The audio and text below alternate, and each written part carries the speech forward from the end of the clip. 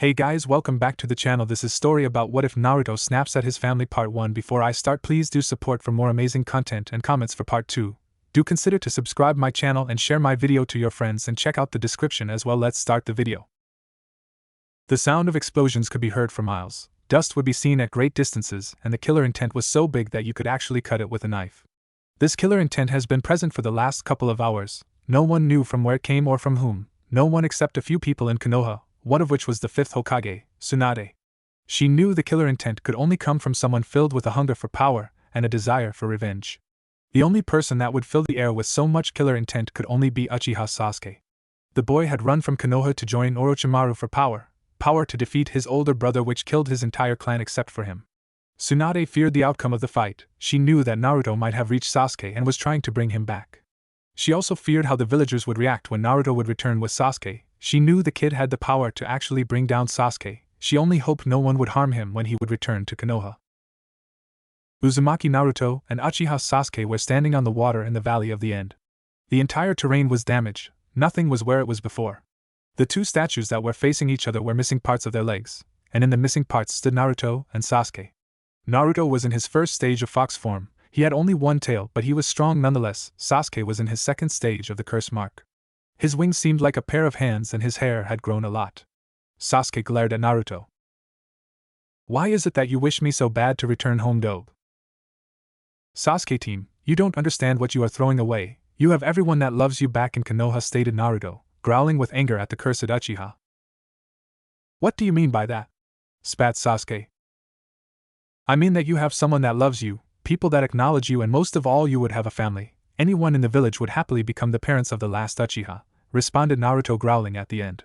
He hated the fact that everyone liked the traitor and seen him as a great person. He was nothing more than a coward and a power-addicted maniac. The Uchiha let out more killing intent. "You mean that pink-haired bitch?" Sasuke literally spat on the ground. "She is weak and a fool, and I don't need weaklings as my family. My only goal is to kill Itachi and revive my clan." "Do you really think that anyone would want to be with you after becoming a missing nin?" yelled Naruto. "You shut up, Dobe. You don't know how losing your family feels," yelled back Sasuke with full rage. "I don't know. You are more stupid than I am, you idiot. I can't believe I promised Sakura-chan that I would bring you back. You are not worth anyone's attention. But if that would make her happy, then I will bring you back even if I die trying," Naruto yelled with tears in his eyes. Sasuke just laughed at the comment. "Very well then, this shall decide everything." He started making the all-too-familiar hand signs, and in just a second the Chidori appeared in his hand. Naruto stretched his hand to his left, and the Rasengan formed. They both jumped in the air at the same time, charging forward. They thrust the two attacks towards each other. The only difference was that Naruto was not aiming for the killing blow, but Sasuke was. Time stopped for a second. "Baka, go for the killing blow, or else you will die," the Kyuubi yelled in Naruto's mind. At that the boy smiled sadly inside himself. The fox was right. He aimed his attack for the killing blow. The two attacks met in air, both powerful, either wishing to stop. A purple sphere formed around them, encasing them inside.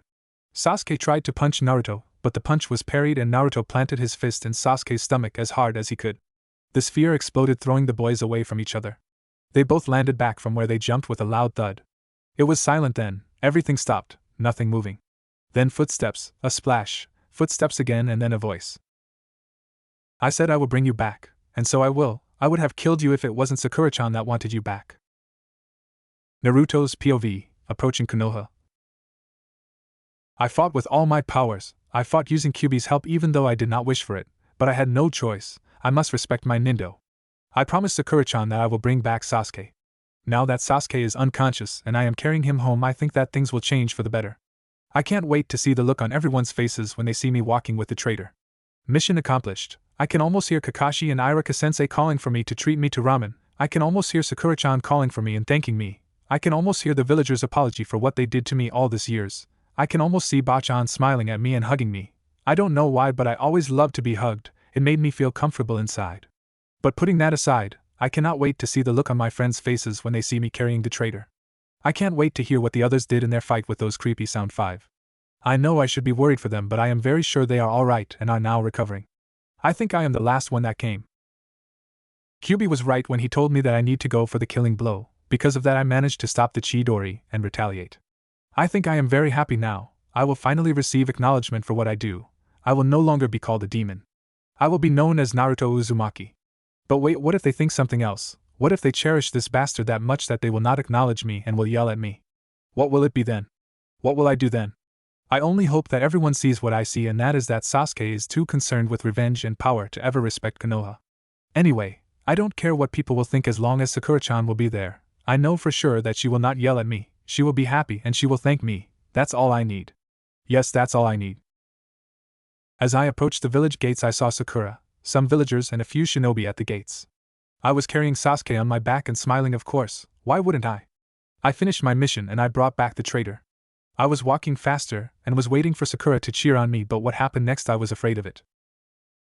What have you done to Sasuke-kun? Yelled none other than Sakura-chan. You almost killed Sasuke-kun, you monster. I can't believe you. Ano, Sakura-chan, I kept my promise.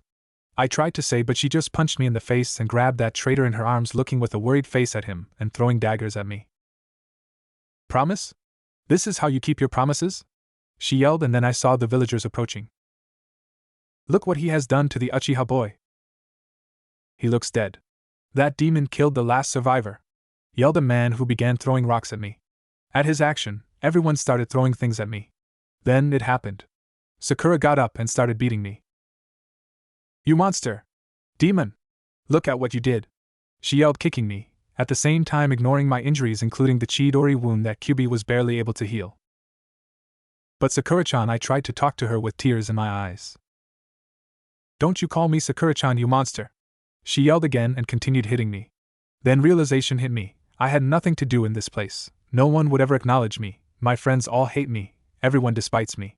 The only ones that really care are Tsunade, Jiraiya, Kakashi-sensei, Irika-sensei, Old Man Ichiraku and his daughter, and Konohamaru Core. Except for that, no one else. I was all alone. They all hated me. And then, the most painful thing happened. Get out of our village, demon! Yelled a man. Yeah. Get lost. We don't need you! Yelled someone else. Then I saw it, and everything snapped in me. I grabbed Sakura's leg and pulled, making her fall. I got up and my rage took over. Fine, you pieces of worthless shit. I will go.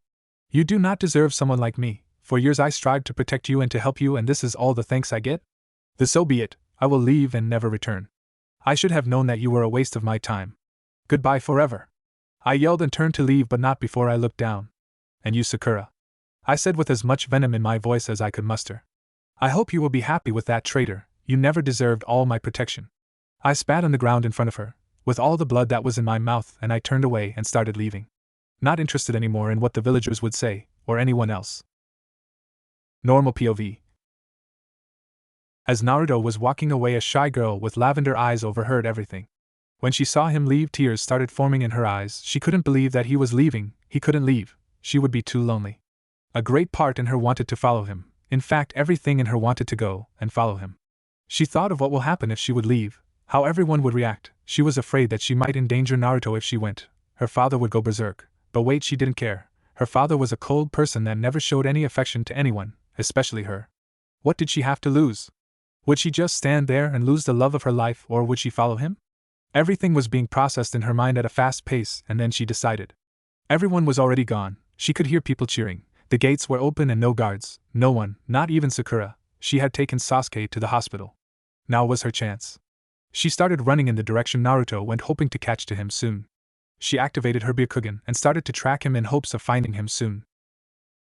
In the Hokage's office, Tsunade was looking out the window. She heard cheers and a party started not too soon after that. She wondered why there was a party. Just a few minutes ago, Gaara left after he and his siblings helped the rescue party. Gaara had to leave, for unknown reasons, even for Temari and Kankuro, but they let him. Just as things were going good, everything turned to bad. Shizen ran in the room. Tsunade-sama. Her voice was flooded with desperation. Tsunade turned around and looked at Shizen and motioned for her to calm down. Shizen took a deep breath and then said, "The villagers kicked Naruto out of the village." To say that Tsunade was shocked was too little. Now everything fit. Why there was a party, why everyone was cheering, they kicked the poor boy out and they didn't even have the freaking authority. Multiple veins appeared on her head. What? She yelled so powerful that the party actually stopped and everyone now feared. What do you mean they kicked him out? Naruto brought Sasuke back and Sakura. I don't know what she did, but from what I heard from a chunin that was there, she started beating Naruto for hurting Sasuke, and then someone yelled for him to leave the village, and he left. Then Tsunade exploded. Sakura. She turned and stormed out of the office towards the hospital to get all the answers she wanted. With Naruto. The blonde boy was standing in a clearing, leaned on a tree.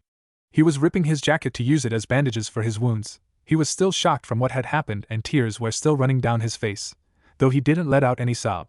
He was hoping that he was wrong when he assumed that they would do that, but even his hopes that Sakura would cheer on him faded the minute she called him a monster and a demon. He wiped away the tears. I just knew this would happen, said a familiar voice in Naruto's head. I still can't believe what happened. What am I going to do now? Asked Naruto, concerned. From what I see, there is no ways you should return to that place. Go to Suna. I bet that boy Gaara would be happy to take you in, responded Kyuubi, comforting Naruto and trying to make sure he would never return to Konoha again.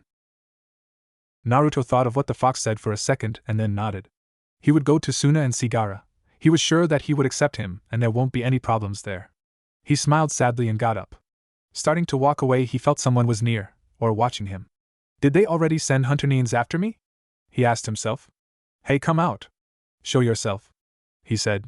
He was getting ready to attack whoever came, but he stopped and was amazed to see who it was. The young girl with short, dark purple hair. Hinata. Nar Naruto-kun, she said as tears were running down her cheeks. Before Naruto could say anything, she ran towards him and jumped on him. She placed her head on his chest and started to cry.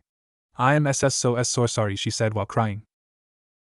Naruto just stood there shocked. Never in a million years would he have thought that Hinata would come and try to find him.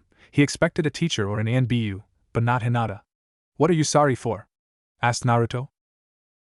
You were kicked out of the 6th village, and you didn't do anything wrong, she said while sobbing. Yeah, I know, I hurt their precious Sasuke, spat Naruto. Hinata held him stronger in the embrace. Now Naruto-kun, where will you go? Suna, responded Naruto. I will try find Gaara. I'm sure people will be happy to have me there. Hinata raised her head and looked in the boy's eyes. She was lost in their grace. She blushed slightly and then blinked. Naruto-kun, can I come with you? She asked, stuttering. Naruto was shocked. Why did she want to go with him? Wasn't she afraid of him? He looked in her eyes to try and find an answer. He was amazed to see they were filled with concern and caring. Almost, why is she looking at me with so much love? He pondered. He tried to answer something, but nothing came out. Then finally something did. But what about your family? Why come with me? He finally asked. Hinata saw that now he was concerned for her. I want to come with you. I am never accepted by F father, and B because I will want to go with you because I feel safer with you. And because I love you. She thought to herself. Naruto was thinking, indeed she had a hard life in Konoha, but she was the heir to the Hyuga clan, she had duties to fulfill. He tried to convince her to return, but she didn't want to. But I will go on a dangerous trip. I don't care as long as I am with you, she said, blushing and burying her face in his chest. But if something happens to you, please, she begged him, tears forming in her eyes. I don't want to go back as well, please, I want to come with you, she said, and Naruto was amazed she didn't stutter not once. He smiled. Somehow he knew that if she came with him he would be happier. He hugged her tight. Hinata was speechless, and after a moment of silence he spoke again. All right, Hinata-chan, you can come with me. I promise I will protect you on the way, and if you are coming with me I will teach you some jutsu. Wait a second, Hinata-chan? Well, I guess it sounds good. What the hell, I will call her with Chan from now on. I don't think she would mind. And as he expected, his didn't mind. He could feel her smile on his chest. Little did he know that she was even blushing at the same time. He called me Hinata-chan. I can't believe it, she thought. They left the spot after 5 minutes walking close to each other. Hinata took care of Naruto. She gave him some of her ointment and bandaged some wounds that were still open with some bandages she had on her. Naruto was really happy. He found that there is someone else that cares for him. Someone his age, in fact. His worries disappeared that day, and his happiness came back. He was more happy when Hinata congratulated him on the well-done mission. He didn't care, it was only one person he was happy someone congratulated him. But not only that, it seemed like Hinata became a little bold and kissed him on the cheek. He blushed and turned his head to hide the blush while Hinata turned her head in another direction to hide her own blush. It was morning. I just woke up and feeling really happy, but somehow I knew that it will change soon. It's always like this. Always father will say something or will do something to ruin my day, but there is someone always there to comfort me. Every time when I had problems there was Naruto-kun that helped me and comforted me. I was always grateful for that. I don't know what I would do if he would vanish.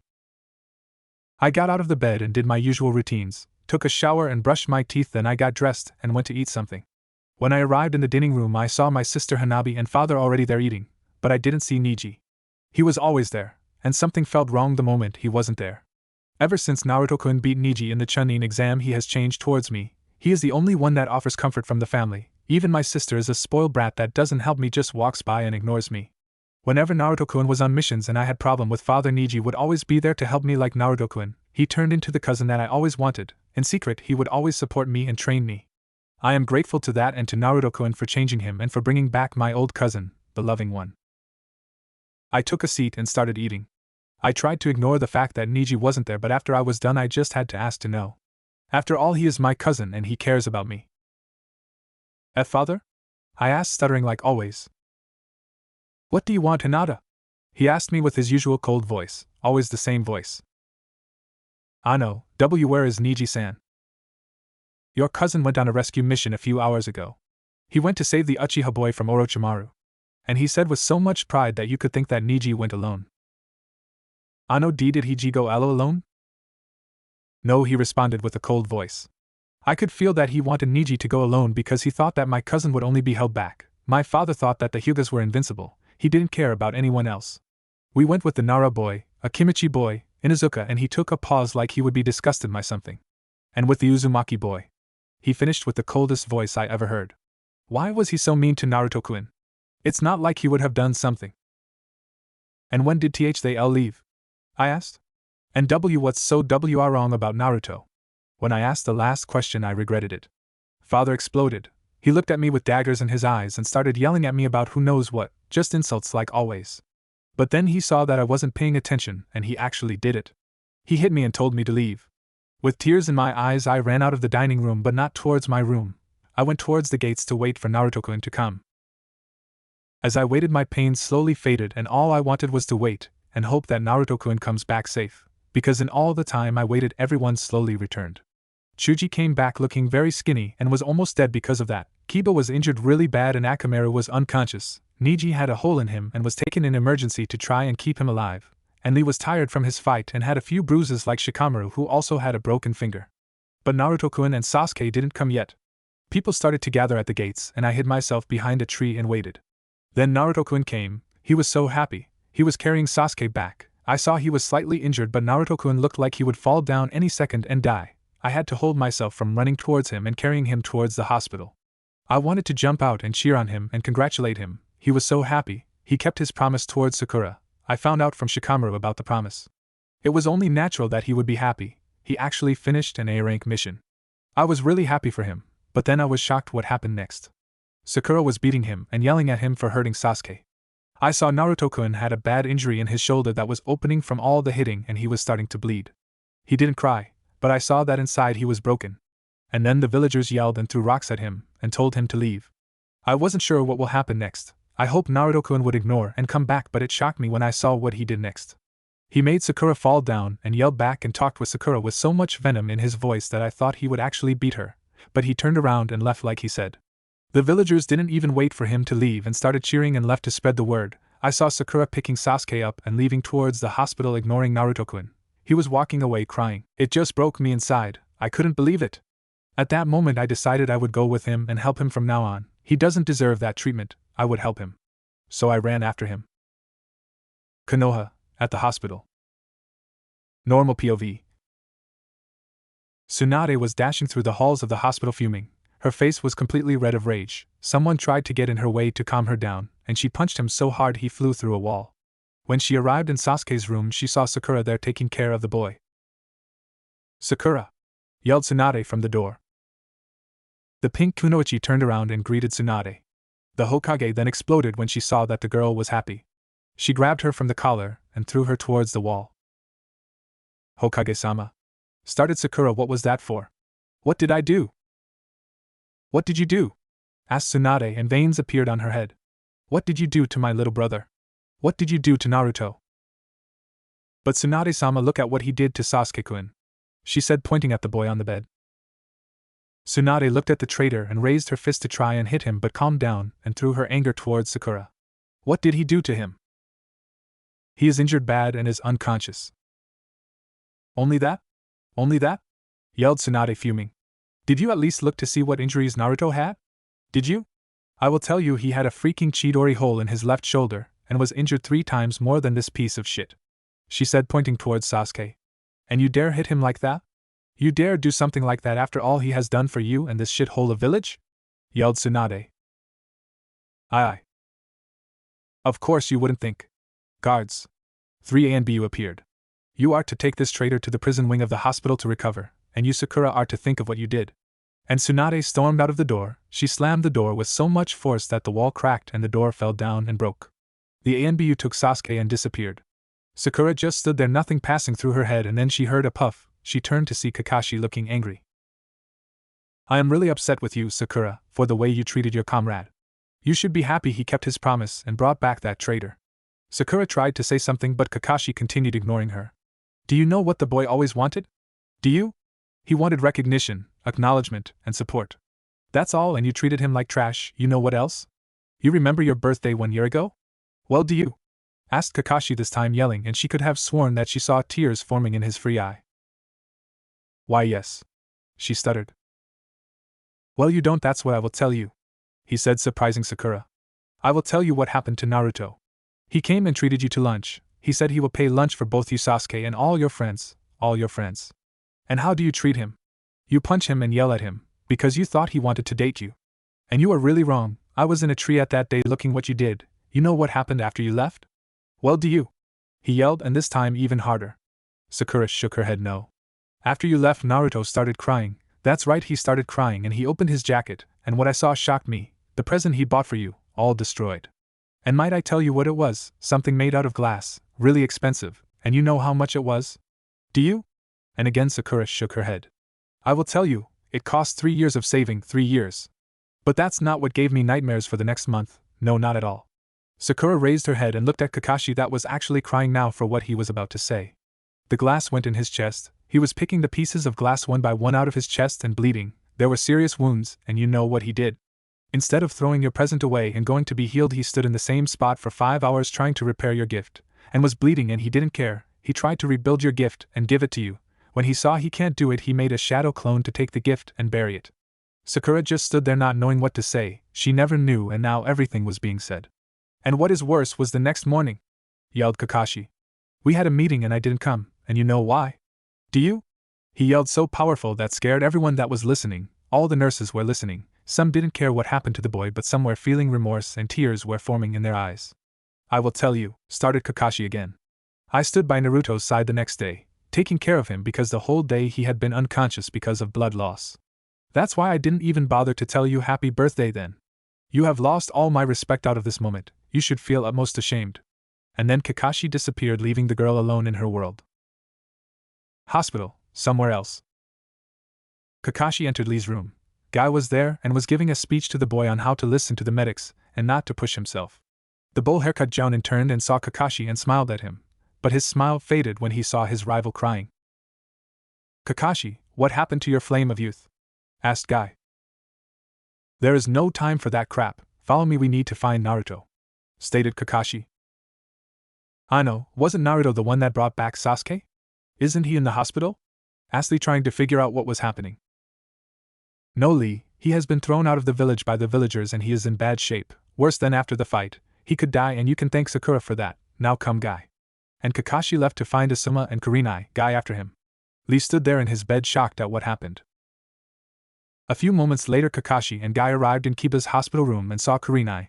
He greeted Kiba and motioned for Kurenai to follow him. What's wrong, Kakashi? I hope it's not about the fact that you found a new book, said Kurenai. Would you shut up about that book? Snapped Kakashi, scaring everyone. He insulted the book he cherished the most. We need to find someone before he dies. Now follow me. Kurenai nodded and left with the two. A few moments later they found Asuma, who surprisingly was looking for them, and they talked about what happened. Kurenai was shocked. She couldn't believe the treatment the boy received. They then left the hospital to find Naruto, who they suspected was somewhere in the forest outside Konoha with Naruto and Hinata. The two shinobi found a cave and stopped there. Night was about to fall soon and they couldn't risk to walk during the night, not in the condition Naruto was. They made a fire and Hinata brought some fish and cooked them. Hinata-chan started Naruto, and Hinata looked at him. I'm sorry I don't have any sleeping bags or anything, and my jacket is ripped. It's alright and Naruto-kun, she said. Yes, but I don't want you to catch a cold, you should have gone back, why do you want to come with me? He asked and Hinata looked at the ground, tears forming in her eyes. He saw that and was afraid he insulted her in some way. He took her in a friendly hug and placed her head on his shoulder that wasn't bleeding or it wasn't dirty. I'm sorry I didn't want to make you cry. It wasn't you, it's about father and my family, she said crying. What happened? Did he hit you? He asked and Hinata nodded. Naruto felt his blood boiling. How could someone hurt a great person like Hinata? How could they hit their own daughter? He wanted to ask her why he did that when she started talking. I asked him why does he hate you, and he yelled at me and then he hit me and my sister laughed at me, she said sobbing. Naruto tightened the embrace and started moving back and forth to calm her down, like he always did. He had forgotten what a jerk her father was and he hated him for the treatment he gave the girl. Well kid, you aren't the only one it seems. I will never understand you humans. Even we demons have more respect towards our children than you have, said Kyubi, who had been listening to the entire thing. Not all are the same, or so I think, but Hinata's father is a real ass, stated Naruto. Well, what will you do with her? What do you mean? I mean, will you take her with you? I suggest not, she will be a burden. Kyubi's response only made Naruto angrier. And what the fuck gives you the right to say that? Huh. If she wants to come with me, she will come and I will die to protect her and make her happy. She is not happy with that of a father. Kyubi was shocked at the boy's reaction and considered that he shouldn't say anything anymore. It wasn't worth it. Naruto looked down at the girl. He started to think how cute she looked, how wonderful she smelled. He shook his thoughts. Damn you, Ero-sanin. Now Naruto-kun? Why do they all hate you? Asked Hinata looking in his eyes. I can't tell you, you will run away and get scared, he said looking away. Hinata hugged him. I won't, I don't want you to suffer anymore, you can tell me. No Hinata-chan, I can't, you will hate me, he said, tears in his eyes. That's not true, I can never hate you. But. Hinata looked for a little courage in her heart, and with all that she could master she kissed him on the cheek, blushing madly. Please, I promise. Kid, my opinion is to tell her, this is how you find out who your true friends are, and besides it's best you tell her and not her finding out. Okay, but don't tell anyone please. Hinata nodded. Well, you know about Kyubi and Yandane? Hinata nodded once again. It's all a lie. A lie? She asked, not believing. Does this mean he is free? Naruto shook his head no. He is not free. Yandane could not kill the Kyubi, so he sealed him away in a newborn baby. Hinata looked at his and then realized why they all hated Naruto, why no one cared about him, why all that treatment. You are the container. Naruto nodded and got up. If you want to run now, I won't stop you, he said. He was sure she would leave scared away, but when he didn't hear any footsteps or anyone yelling at him, he took his heart in his throat and looked at Hinata. She had tears in her eyes, and she was looking at him with care and compassion. She jumped up and hugged the blonde, crying. Once again he was speechless. She was his true friend, and she didn't care. What amazed him the most was when she started apologizing for not being there for him. He sat back down with the girl in his arms. Don't worry, Hinata-chan, don't be sorry. It was a law that didn't allow kids our age to know about this. They stood there hugging each other and comforting each other for a long time. When Naruto felt she calmed down, he looked at her, and he saw she fell asleep. Smiling, he turned her around and put her head on his chest, and he held her tight to him to give her warmth. He stood as close as he could to the fire, and soon he fell asleep as well. In Konoha, the party was roaring on the streets, people cheering and applauding. Everyone found out about the girl that beat the demon and threw him away from the village. Everyone was celebrating. There were parties in most houses where most people were. But the party wouldn't last for long. At a random house where there were a lot of people partying about the departure of the demon boy, the door was blew open by a fist. The Hokage entered the room with Anbu behind her. Hokage-sama, said a villager. Come and party with us. The demon is finally gone. Wrong thing to say. Tsunade exploded. The Anbu behind her took a step back, and she extended her arm and grabbed the man and threw him through the wall. This party is over. Who gave you the authority? Who? You pieces of worthless scum. Arrest them all. And then ANBU jumped and started arresting everyone present. The raids took about 2 hours and then everything was calm again, but a mob was formed and yelling why was the Hokage ruining their parties and arresting them. They arrived at the Hokage tower and Tsunade was on top looking over them. She let out all her killing intent. It was silence after that. Everyone was shivering, even her guards. I can't believe I became Hokage for these pieces of scum. I can't believe Yondaime sacrificed himself for all of you. You want to know who brought me and convinced me to become Hokage? It was Jiraiya-sama. The Toad Sannin, said a villager. Wrong, yelled Tsunade, scaring everyone. It was the one you called Demon Boy. Jiraiya only came with him to teach him a thing or two, but he alone brought me back and convinced me to become Hokage. I became Hokage for him. And for him alone. Right now I should resign. He is a hero to this village. He held such a burden for 13 years. He kept you safe for 13 years. At any time he could have left the demon out to kill you all, but no, he didn't. He protected you all like a true Hokage. And you treated him like this? You should be ashamed. He is the hero you don't deserve. You know what else?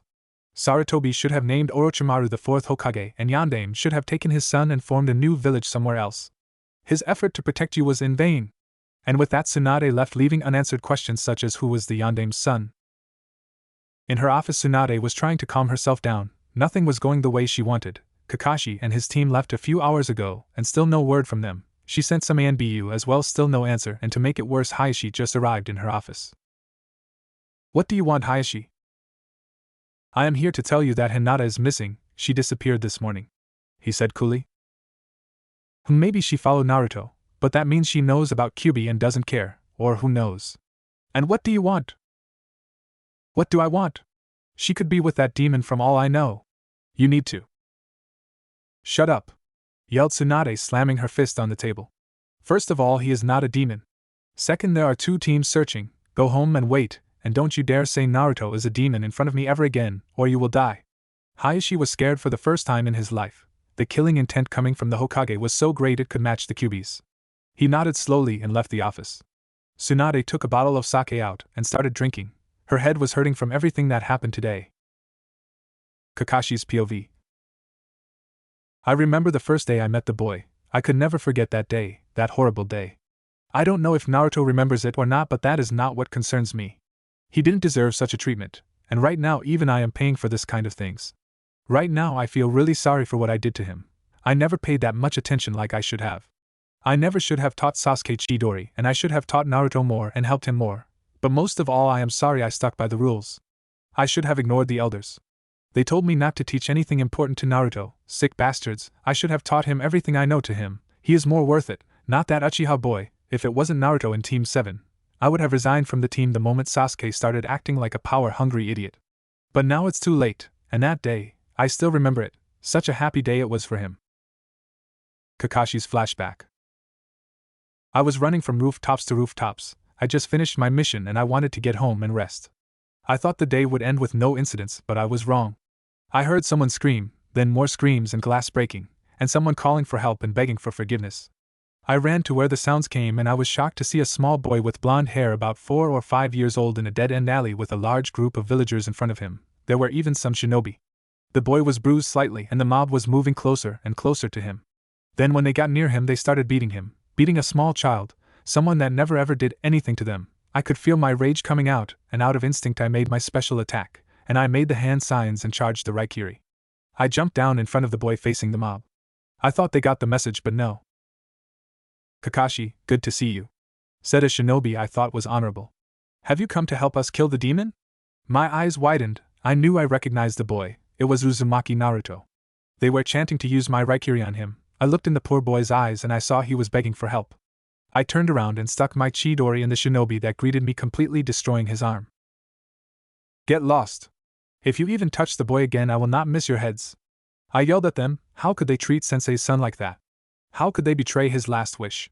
Well, I was not about to betray his last wish. After they left, I turned back to the boy and smiled at him. Thank you, sir, he said, looking at the ground. He must have been afraid to look in my eyes. Maybe he was afraid I would betray him.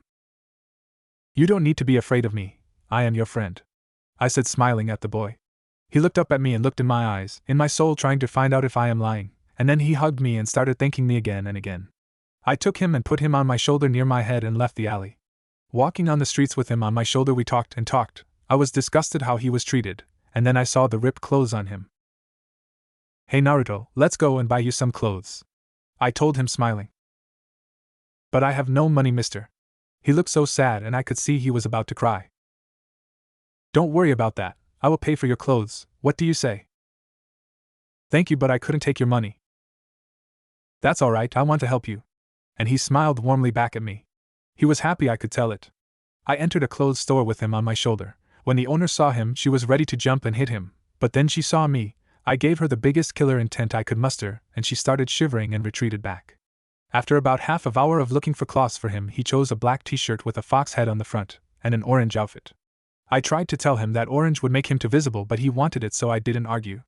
I bought him some socks and underwear, and about 6 more of the orange outfits. I took him back to his home. Since he was kicked out of the orphanage, Sandaime gave him an apartment to live in. When I stepped in, I saw how poorly he lived. It made me feel very sorry for him. That entire day I stayed with him in his house playing with him, and when he fell asleep I tucked him in and left. But I never stopped helping him secretly. Even though the elders warned me that they will execute me if they see me helping him again, I secretly always sent him half of my mission payment to him through Sandaime. End flashback. Everyone in that village treats him like a demon, but he is not. They can't see past their fears to understand that he is not the demon but the jailer. They are empty-headed. And the elders should have helped him and not ignored him, and now, they kicked him out. I can almost see his father charging the Rasengan in his hand to obliterate every villager he comes across. I could almost feel his anger at how they treated him.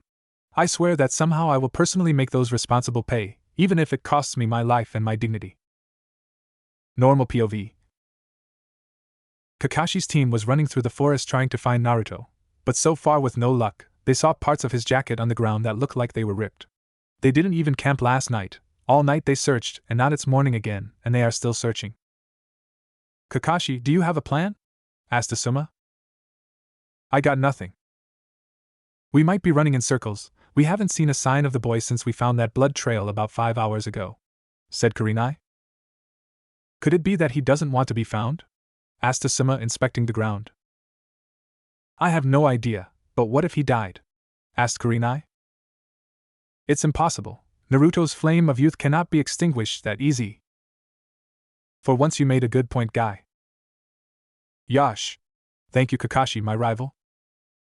Alright, stop it, we need to move again, he might have camped out for the night, said Asuma, looking around.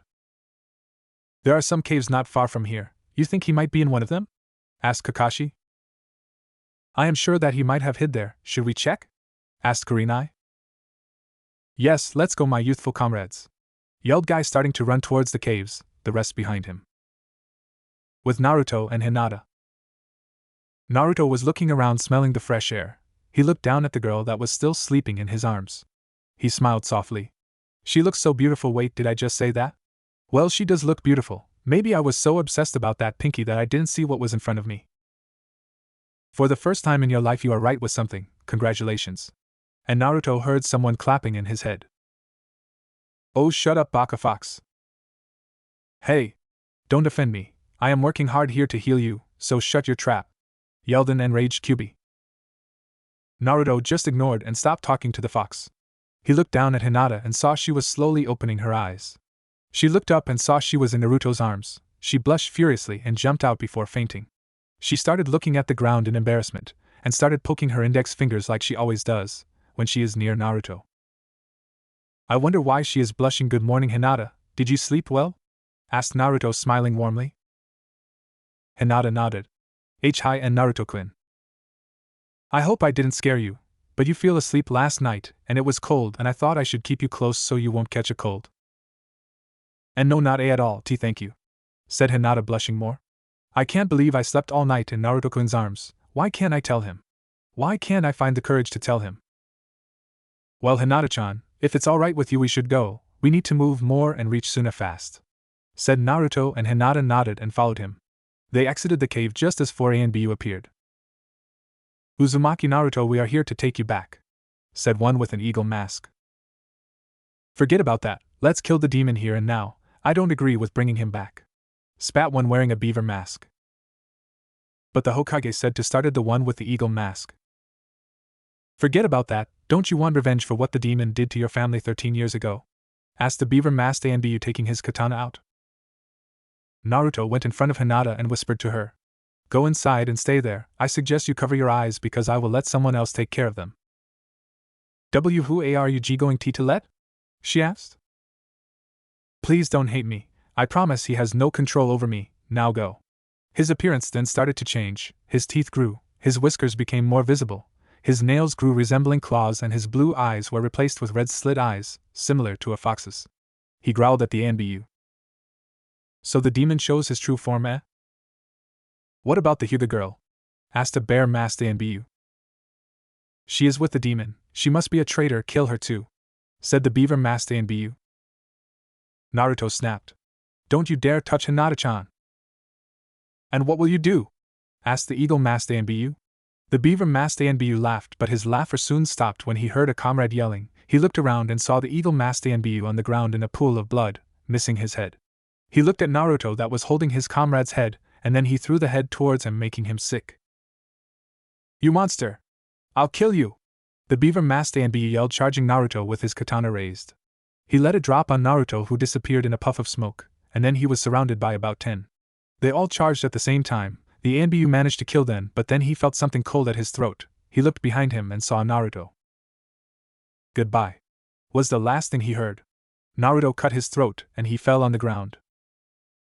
The other two ANBU were now boiling in anger. The bear-masked one and the tiger-masked one charged Naruto. The bear-masked ANBU made a series of hand signs and created 2 clones, while the tiger-masked ANBU made his own set of hand signs and blew 3 fireballs out of his mouth.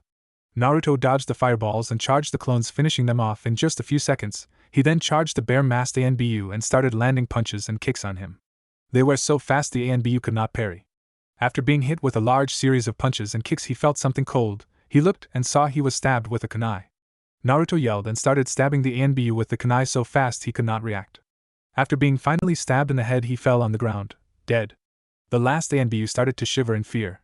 Naruto turned and looked at him. The ANBU wanted to move, but he was too scared. He couldn't believe someone like that boy managed to kill his comrades so fast and with no remorse.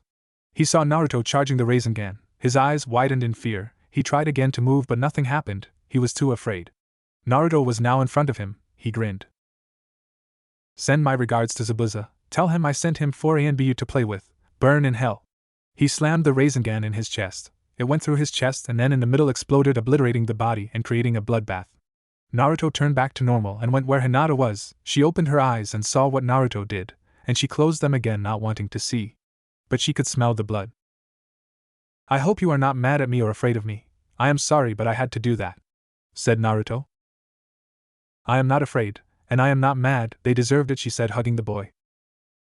Keep your eyes closed. I don't want you to see the scene. I will lead the way, alright? Hi. Naruto took Hinata's hand and she blushed. They started leaving, but Naruto stopped. He took a piece of paper out and a pen from one of the ANBU and wrote something and stuck it on one of the ANBU faces. He took her hand again and started moving. After about 5 minutes, Naruto told Hinata to open her eyes and he let go of her hand. Even tough Hinata didn't want him to ever let go of her hand. What will WED do now? They must consider us missing Nin. There is a village close by. He made a hand sign and transformed into himself, but with his cloths not torn and looking like he doesn't have any injury. I will keep this henge till we buy something to hide us. I don't want to fight anymore. Hinata nodded. Ano, shouldn't we take off our headbands? Shouldn't I make a henge? Asked Hinata.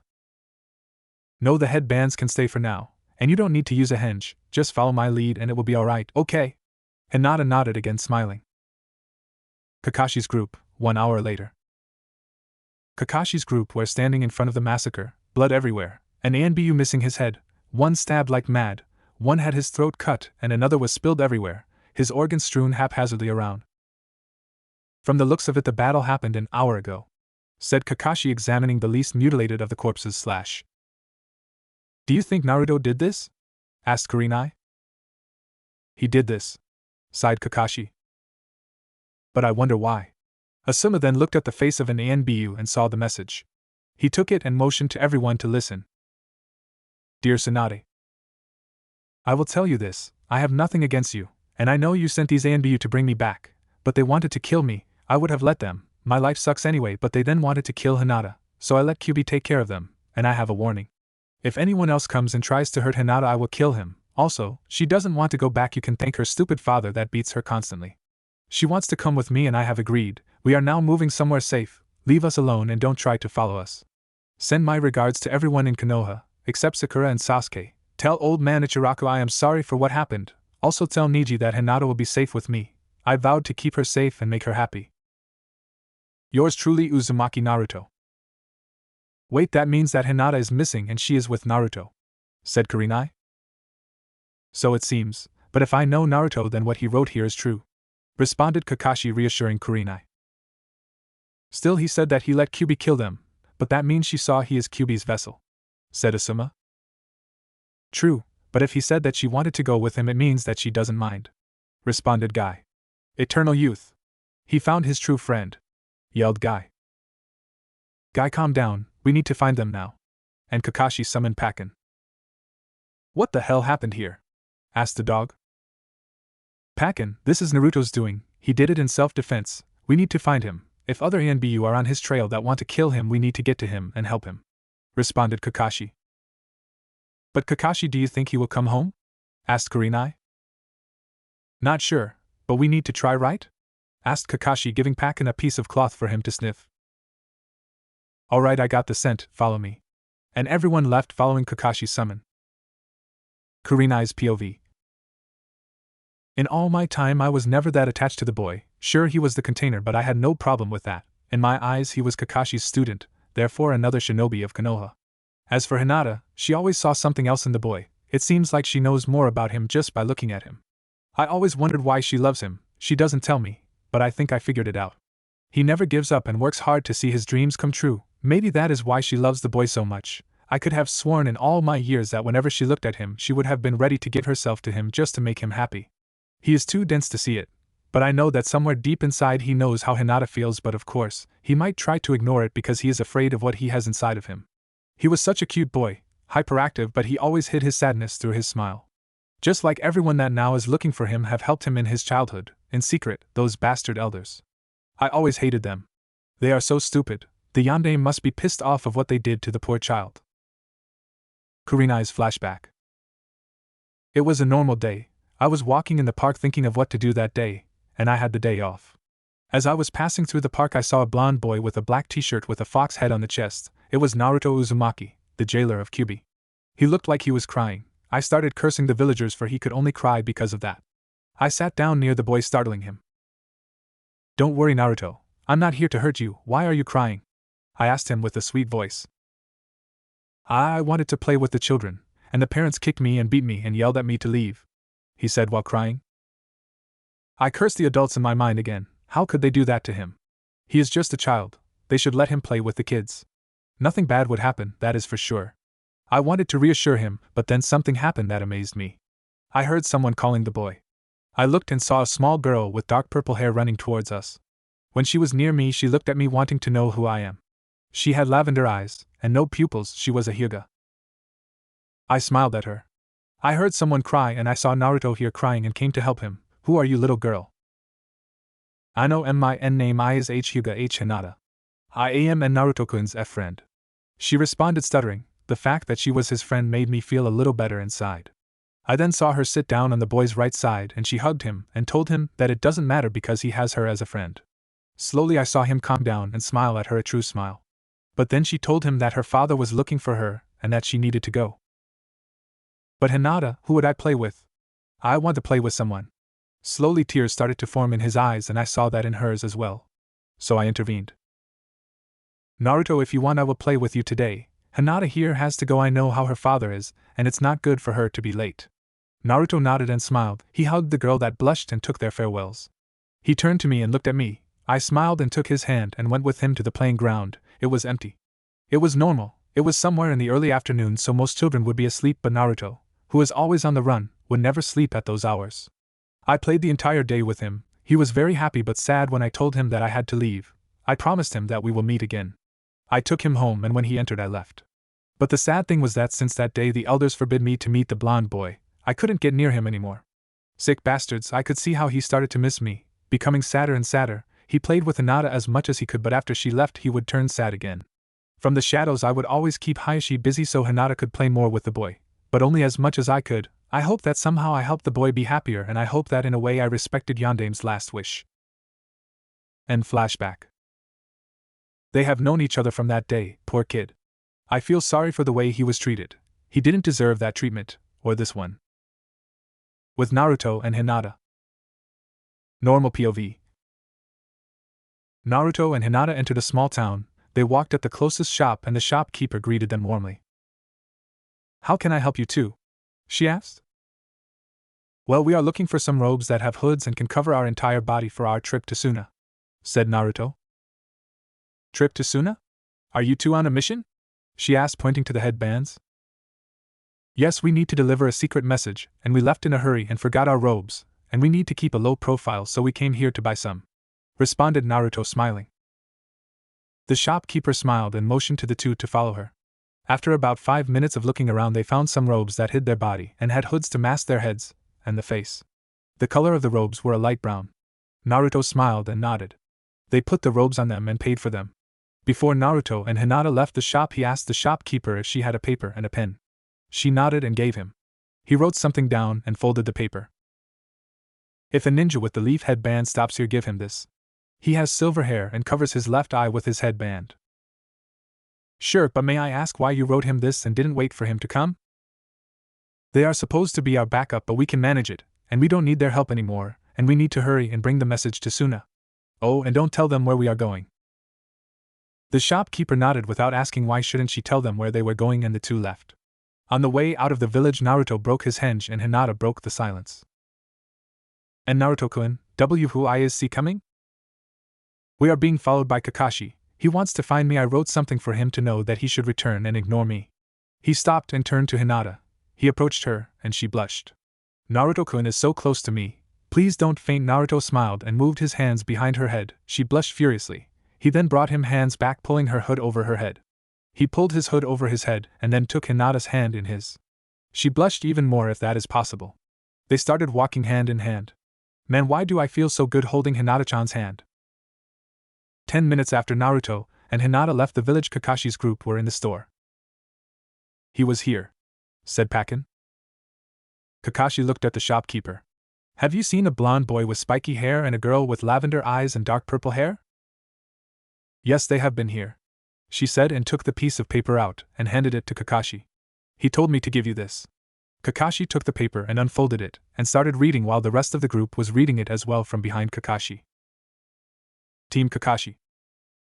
"Turn back, you are not to follow us anymore. I know Asuma, Guy, and Kurenai and even you, Kakashi-sensei, want to help me, but you are not helping trying to bring me back. If you take me back, they might try and kill me. You cannot protect me forever there. It's best if you turn around and go home. And Kurenai-sensei, Hinata-chan is happy, she is safe, and she knows about my secret and saw me using him. She doesn't mind and wants to come with me. Please don't force her to go back to that bastard Hayashi. We both know how horrible he is. If you continue to follow me, I will be forced to make you go home. My advice, turn around before anything wrong happens. Regards, Uzumaki Naruto." They all looked at each other speechless. Then Kurenai broke the silence. "So what now?" "We find them," responded Kakashi. "But you heard what he said," commented Asuma. "We are going for another reason. Pack and lead the way." And they left the store. A few minutes later, they were behind two persons with light brown robes that were walking holding hands. The only one who recognized them was Kakashi, who smiled at Naruto's plan to hide. He jumped in front of the two and they stopped. The rest jumped near Kakashi. "Kakashi, what are you doing? These people aren't Hinata and Naruto," complained Kurenai. "Has your flame of youth stopped?" Kakashi shrugged it off. "Alright, Naruto, Hinata, I know you are you, right, Pakin?" "Right," responded the dog. "Kakashi-sensei, you should have listened to the letter for you," said Naruto. "Listen, Naruto, you need to come back with us," said Asuma. "No, I am not going back, and if you want to take me, you need to take me dead," yelled Naruto, and getting ready to fight. What shocked the rest was what Hinata did. If you want, and Naruto-kun, you need to go through me," she said in the Hyuga stance. Gaara's POV. "My life has changed. I am someone new, if I can put it that way. Ever since my fight with Uzumaki Naruto, I left my past behind and started a new life. His speech about friends and precious people made me realize what I needed: a friend, a precious person. Even though I did not tell him, Uzumaki Naruto became my precious person and his precious people are my friends. When that Uchiha boy ran, I heard that they might need help. Me and my siblings were glad to give it. I have helped that bowl haircut person, Rock Lee. One of Uzumaki Naruto's precious person. I killed a strange guy. He said his name was Kimimaro or something like that. Sick guy. He would have died anyway. I would have left him to die by natural causes, but he desired the faster way, a shinobi fight, and I respected that. I killed him in battle. Upon arriving with the Lee guy back in Konoha, I took him to the hospital so he can rest and be treated. I visited my sister, Temari, who was waiting with the so-called genius Naro Shikamaru. His friend was in critical situation, and he was laying on a piece of string. I left so my sister can stay with him. I don't know, but it felt the right thing to do. I wanted to see what Kankuro did, but I couldn't find him, so I dropped my search. He can take care of himself. Besides, I can feel if one of them is having trouble. Somehow I feel it, but I cannot explain what it is. If I finished all that, I decided to greet Uzumaki Naruto at the gate. I could feel his chakra closing in. Arriving at the gate, I was for the third time shocked to see what was happening. I was shocked first time when my uncle tried to kill me, shocked a second time when Uzumaki Naruto defeated me, and now I was for the third time shocked to see one of his precious people beating him. I saw he brought back the Uchiha boy, so I did not understand what was happening. I wanted to interfere and kill that pink girl. But before I could act, I heard someone screaming for Uzumaki Naruto to leave. I knew he was strong, but once again I was shocked to see he actually agreed to leave. He told me when he defeated me that he desired to become Hokage, but if he leave he cannot complete his dream. I saw him leave. I wondered where he might go, and then I realized that he might try and find me. I went back to the hospital and found Temari in the same spot. I told her I need to go back to Suna to do some stuff, and she nodded and told me to be safe. I teleported with my sand near the gates and started running towards Suna. If I am right and Uzumaki Naruto comes there, I need to greet him properly. I will wait for him there and repay him for changing me. I will help him for his help, and besides I need to know a lot of things. Why did his precious person kick him, beat him, yell at him and threw him out of the village? That I needed to know, and only he could tell me. With Kakashi's group and Naruto and Hinata. Asuma's POV. I never thought that this will ever happen, the boy to be kicked out of the village. He was a good person and deserved better. I wonder what would have been if I would never have listened to the elders and had helped him like I did before. Flashback. It was noon. I was standing in my favorite restaurant eating something here and there. I heard someone yelling, and out of curiosity I looked at the entrance, and I saw Uzumaki Naruto, a 5-year boy, pleading one of the people working in the restaurant to let him eat. The man hit the boy and told him to leave. I shook my head and got up. When I was near the man, he seemed to smile because I was there. Asuma, tell this demon to leave, he is not welcome here, he told me. I sighed and I put my hand on the boy's shoulder. Hey, would you like to join me and eat? I asked him. The man gasped and the boy looked at me, smiled and thanked me. But Asuma, the boy he tried to tell me something, but I didn't care. The boy is hungry, he will eat with me and will eat whatever he wants and I will pay. If you have a problem, I dare you to try and tell me wrong. Then man nodded and went back from wherever he came. I took the boy's hand and went back to the table. I told him to order whatever he wanted, but he didn't seem to know, so I suggested him something and he nodded happily. We talked about things that he could understand. He told me about his dream to become Hokage and I smiled warmly at him. Indeed, he had potential. After eating, I took him to the nearest food store and I told him to buy whatever he wants as food and I will pay. I was happy to see that he didn't want that. He told me that he could not take my money. I reassured him that it was alright because indeed it is. I make a lot of money. He bought some ramen that could be easily cooked, and I bought him milk and bread. After all, he needed something like that. I helped him take his stuff back home and promised him that someday I will treat him again at the restaurant. He smiled and nodded at me. Before I left, he hugged me. I smiled and took my farewell. Unfortunately, I never got to treat him again after that, sick bastards. The elders forbid me to help him, but somehow I was still happy for him. One day I saw him eating at Ichiraku's ramen shop and it made me smile. After he left, I entered the shop. The old man seemed a little scared.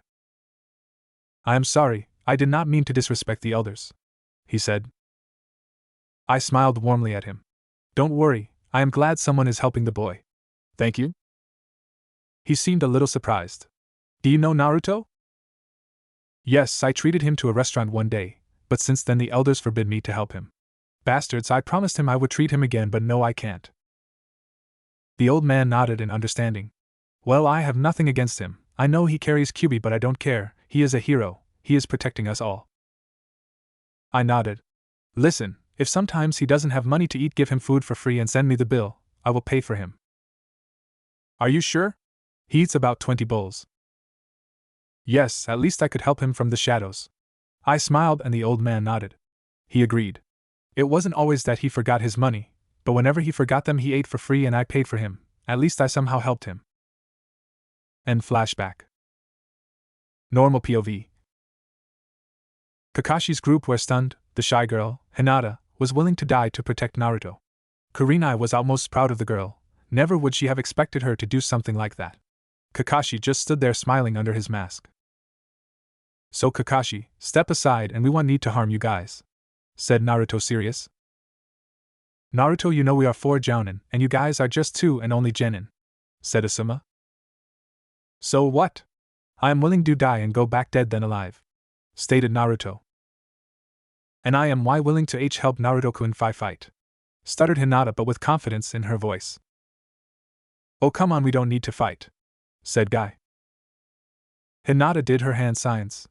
Byakugan, she said, activating her bloodline limit. Kakashi's group were surprised she did that. And Naruto smirked. So, back off or what? He asked. Well, first of all, Naruto, started Kakashi. We won't back off. Naruto created 10 clones. Not until we give you some money, he said, smiling, and the rest of the group smiled at them. The clones disappeared and both Naruto and Hinata dropped their stance and gaped. WWWH, what did you say? Asked Naruto, stuttering. Listen, Naruto, we know you don't want to go back, and when we found the ANBU group dead we knew you would die if you return, said Kurenai.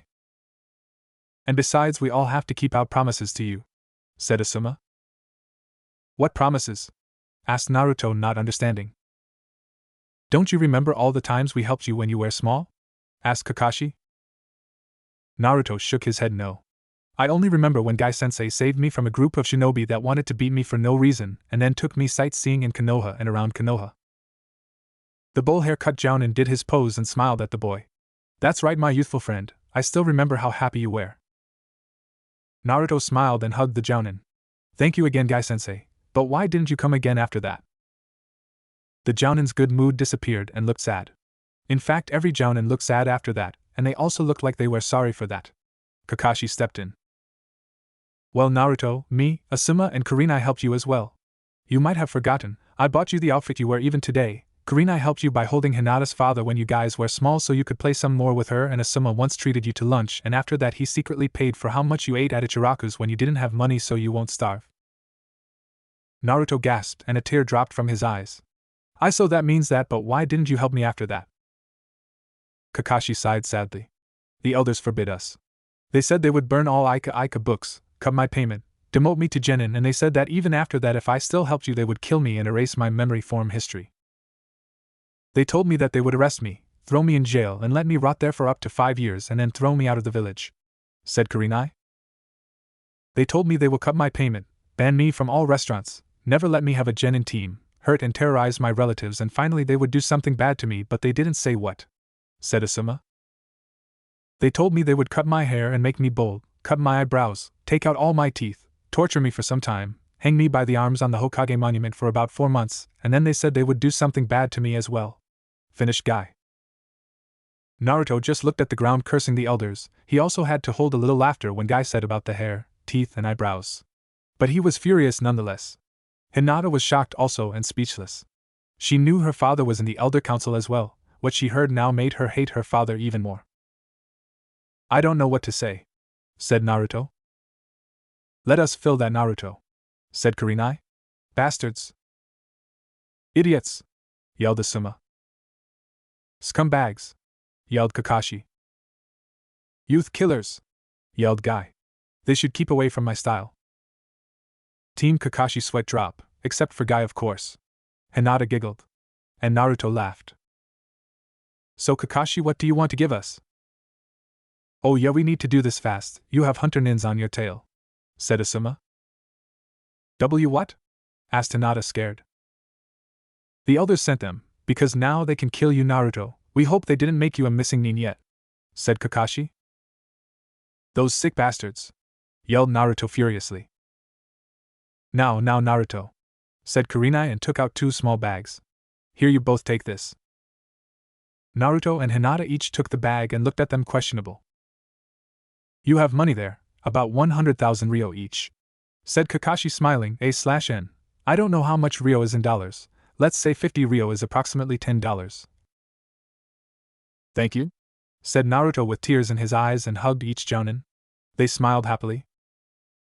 Kurenai went near Hinata and hugged her. She was like a mother to the girl. You take care of the boy, all right? She said to the shy girl. Hi sensei, smiled Hinata. And remember to tell him, you can't lose him to another girl now, can you?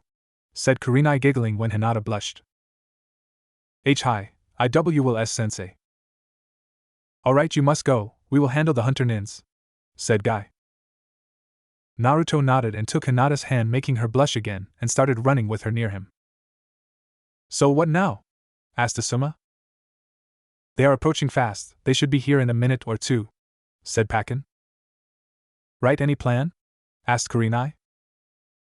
Kakashi nodded and told them the plan. After a few minutes later, in the spot where Kakashi's team was, stood Naruto and Hinata talking. 5 hunter nin appeared surrounding them. Uzumaki, Naruto, you are under arrest. Come peacefully or make us happy and let us kill you, demon, said one hunter nin. Naruto laughed. What is so funny, brat? Asked another hunter nin. You said, Naruto. That changed back to Kakashi. Hinata disappeared in a puff of smoke and was replaced with Kurenai. Guy and Asuma jumped from the hiding spot, each behind one hunter nin. What is the meaning of this, Kakashi? Asked the hunter nin. We are helping the one you call demon, because the only demons we see here are you and the elders with the villagers, responded the silver-haired jounin. Treason! Yelled the hunter nin. Kill them all! Yelled another. Guy and Asuma immediately jumped and grabbed the hunter nins that they were behind. Kurenai caught another one in a genjutsu and attacked another. Kakashi charged his Chidori. I told you a few years ago, if you touch the boy, my Chidori won't miss your heads. I intend to keep what I said. He trusted the Chidori in the hunter nin's head, killing him instantly. He then jumped where the one trapped in the genjutsu was and hit him with his kunai in his head. Asuma was using his knuckle busters. He was having fun ripping the hunter nin's face. After hitting him and skinning his face, he decided he had enough. Kakashi appeared with another Chidori and hit the nin in the head like the first one. Guy was beating his. The hunter nin didn't have any chance. He dropped on the group after Guy punched him 500 times and kicked him 1,000 times. Kurenai used the jutsu and Roots appeared from the group, immobilizing her target. Once again, Kakashi appeared with his Chidori and trusted it in his head, killing him. These guys were weak, said Kurenai. They were only chunin, it seemed, said Asuma. My first one was a jounin, but he was scared when he saw my Chidori and didn't have time to react, said Kakashi. What do we do with the bodies? Asked Guy.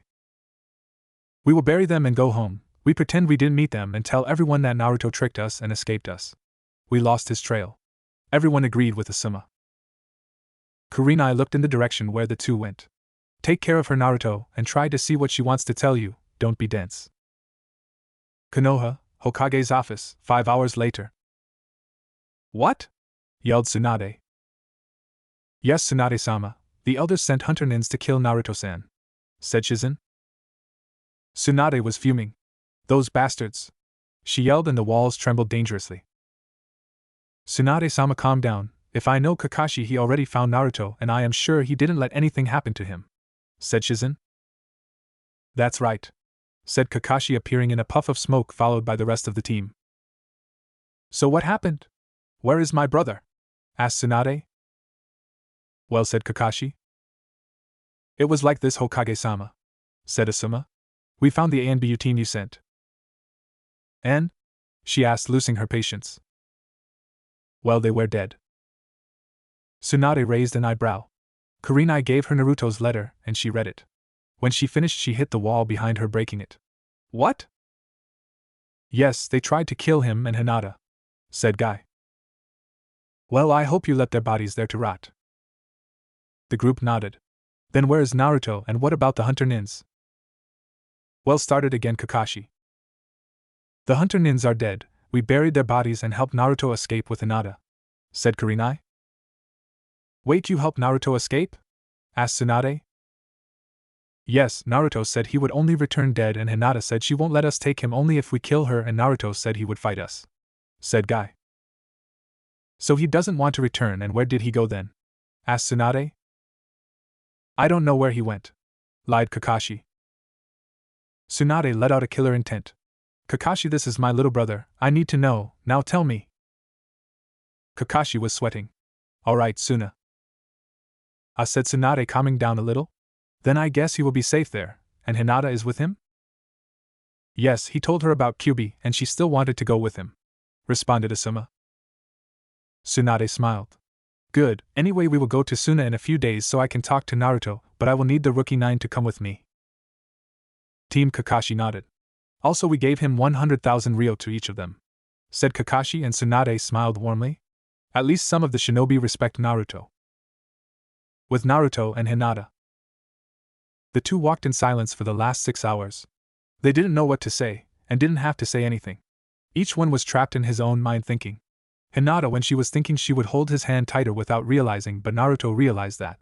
He thought that she was feeling sorry for what happened to him, and was angry at the same time for what everyone did to him. He was happy he found his true friend. He, however, after thinking of what happened with the Jounin and the discussion he had, he started to think why he was feeling so good holding Hinata's hand, and why he was feeling so good near her. The feeling was different than when walking with a friend. He felt something more powerful, but he didn't understand what it was. Kyubi was laughing in his mind at him for how dense he is. Kyubi realized that the blonde boy developed feelings for the girl, but he didn't realize. And every time he would ask himself the same question over and over again, Kyubi would laugh harder, so hard that he thought the boy was killing him on purpose. Naruto broke his thoughts when he saw they reached the border. He smiled and jumped up and down. "We reached the border, we are free!" he yelled and started hugging the girl. Hinata was blushing furiously and prayed not to faint. She was happy for Naruto, and also happy he can't see her blush because the hood covered her head. "Alright!" yelled Naruto again. He took his hood down and untied his headband and put it in a pocket. Hinata did the same with hers. He put his hood back on his head and took Hinata's hand again. "We need to walk a little more and we are in Suna, you will like Gaara," said Naruto, smiling at Hinata. "Hi and Naruto-kun," she said, smiling back. They looked behind one last time, remembering everything one last time. They smiled and crossed the border. They were now nearing Suna. Another day has passed in Konoha, and it wasn't really pleasant for most people. For one person in particular, it was living hell. Ever since the Rookie 9 found out about Naruto being kicked out of the village, Sakura realized how stupid she was. Starting from being ignored and then yelling and making threats, they made the girl lock herself in her house just to not be yelled at. But even though all that, Niji, Kiba, Lee and Chuji were all still in the hospital, and they were a little sad they couldn't give her a piece of their mind as well. Even Lee was upset for what she did and was now ignoring the fact that she visited and brought him flowers. He would pretend to sleep every time and wake up after she left. He didn't want to talk anymore. Ino, being Sakura's best friend, was still around her from time to time so she won't go mad, but she was still giving her a piece of her mind. With all that, no one managed to realize that another person was also missing besides Naruto. The said person is Hinata. No one knew until Niji found out from Hayashi, who had visited him. It was during the morning. "Hello, Niji," greeted the Hyuga head, entering Niji's salon room. "Good morning, Hayashi-sama," said Niji, lowering his head as best as he could. "Now, Niji, I know you are weak right about now, but I will give you a mission." "But Hayashi-sama, Hokage-sama said that I won't leave the hospital for a week, and even when I leave I won't be allowed to do anything harsh for the next month," responded the boy. "It won't be that hard, Niji," reassured Hayashi the boy. "What must I do?" "You will need to go to Suna and bring back my daughter," responded the Hyuga head in a coolly way. "Hinata-sama is in Suna? Why?" Niji asked, surprised. Of course he would have been, he never found out till today. "She has been taken captive by that blonde boy Uzumaki," lied Hayashi with a cold voice. Niji was shocked to say the least. He knew Naruto and that he cherished his precious people, but why would he kidnap Hinata? "Lord Hayashi, why did he take her?" he asked, trying to understand. "So he can use her as a ticket so we won't follow him," he responded. "Bring her back." And with that he left the room. Niji stood in silence, trying to understand. Naruto wouldn't do something like that, would he? He asked himself. He was remembering all his memories he had regarding Naruto. He never showed such an intention. He was more confused now. He had to ask someone what was happening. It was too much for him to understand. Luckily for him, someone listened to the conversation. Kakashi, who was assigned to watch over Hayashi from the shadows to make sure he doesn't do anything stupid, appeared in Niji's room. Kakashi-sensei? Asked Niji. Yeah, I listened to the conversation, responded Kakashi with a grim voice. He really has something against Naruto. Is it true what he said? Why did Naruto do it? Asked Niji. Kakashi just looked at him and handed him a letter, the same letter that was attached to the ANBU's face. Niji took it and read it, and was once again shocked when he found out what happened. But more shocked to find out the word Kyuubi, and that Naruto let Kyuubi out. What did that mean? Niji raised his head and looked at Kakashi for explanation. The Jounin did some hand signs and silenced the room. He looked at the Hyuga boy and started. What I am about to tell you now is a S-class secret, and you are not allowed to tell it to anyone, understood? Niji nodded and Kakashi started again. When Kyuubi attacked, no one could defeat him, not even Yondaime. It's true history books said he died killing the fox, but no, he died sealing it in a newborn baby. That newborn baby is Naruto himself. He has carried the fox for 13 years. So that explains the red chakra I saw in the Chunin exams, said Niji, and Kakashi nodded. And that explains why Hinata's father is so eager to kill Naruto, and why he was kicked out of the village. Once again Kakashi nodded. Well, in my opinion this entire village is wrong about Naruto, and if I know better he didn't take Hinata prisoner, it's more likely that Hinata went to follow Naruto. Kakashi smiled and nodded at the boy. You are very right, Hinata wanted to go with Naruto and he agreed.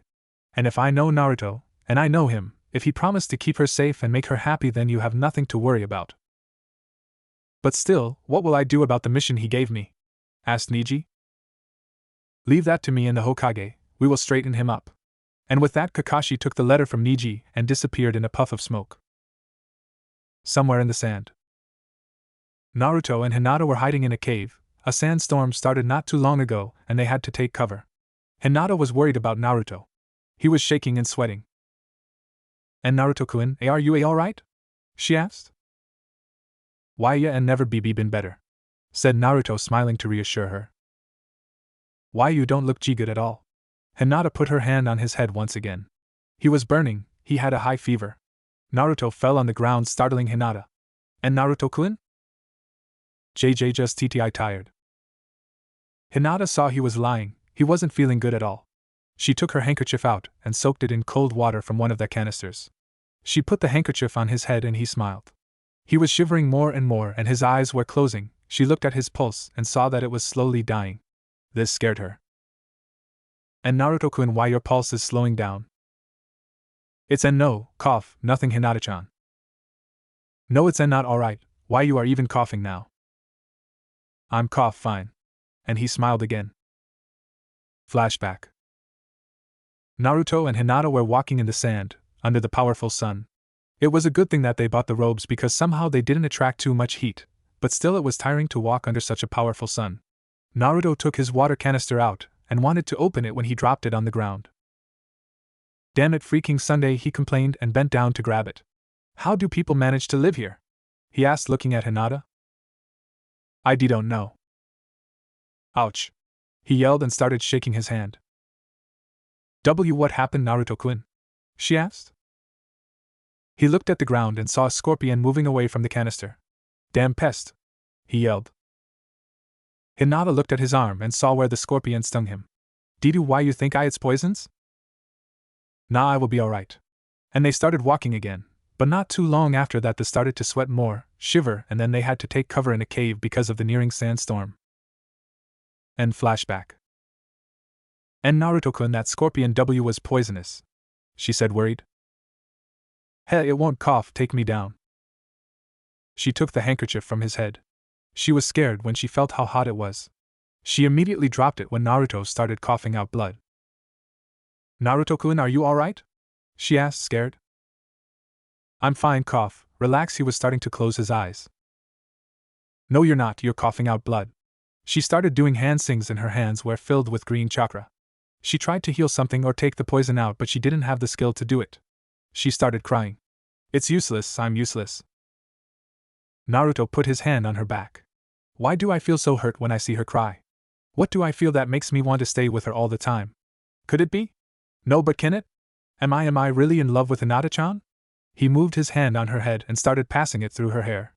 I'll cough, be alright, cough, don't worry. No, you won't, I can't take the poison out. She saw he was closing his eyes. No, don't close your eyes, you need to stay awake, she said desperately. I will cough. Don't talk, please, you need to keep your strength to stay awake, she pleaded the boy. Hinata-chan, cough, I need to tell you, cough something. Please conserve your energy, she cried to him. Hinata-chan, I cough, want you to know, cough, that I love you, he said before closing his eyes and falling unconscious. Hinata started to cry on his chest. She made the seals again, her hands glow green again. She tried to heal him, or wake him up, anything but to be alright. She saw she can't do anything and tears were forming again in her eyes. She then felt someone's hand on her shoulder. Her eyes grew wide.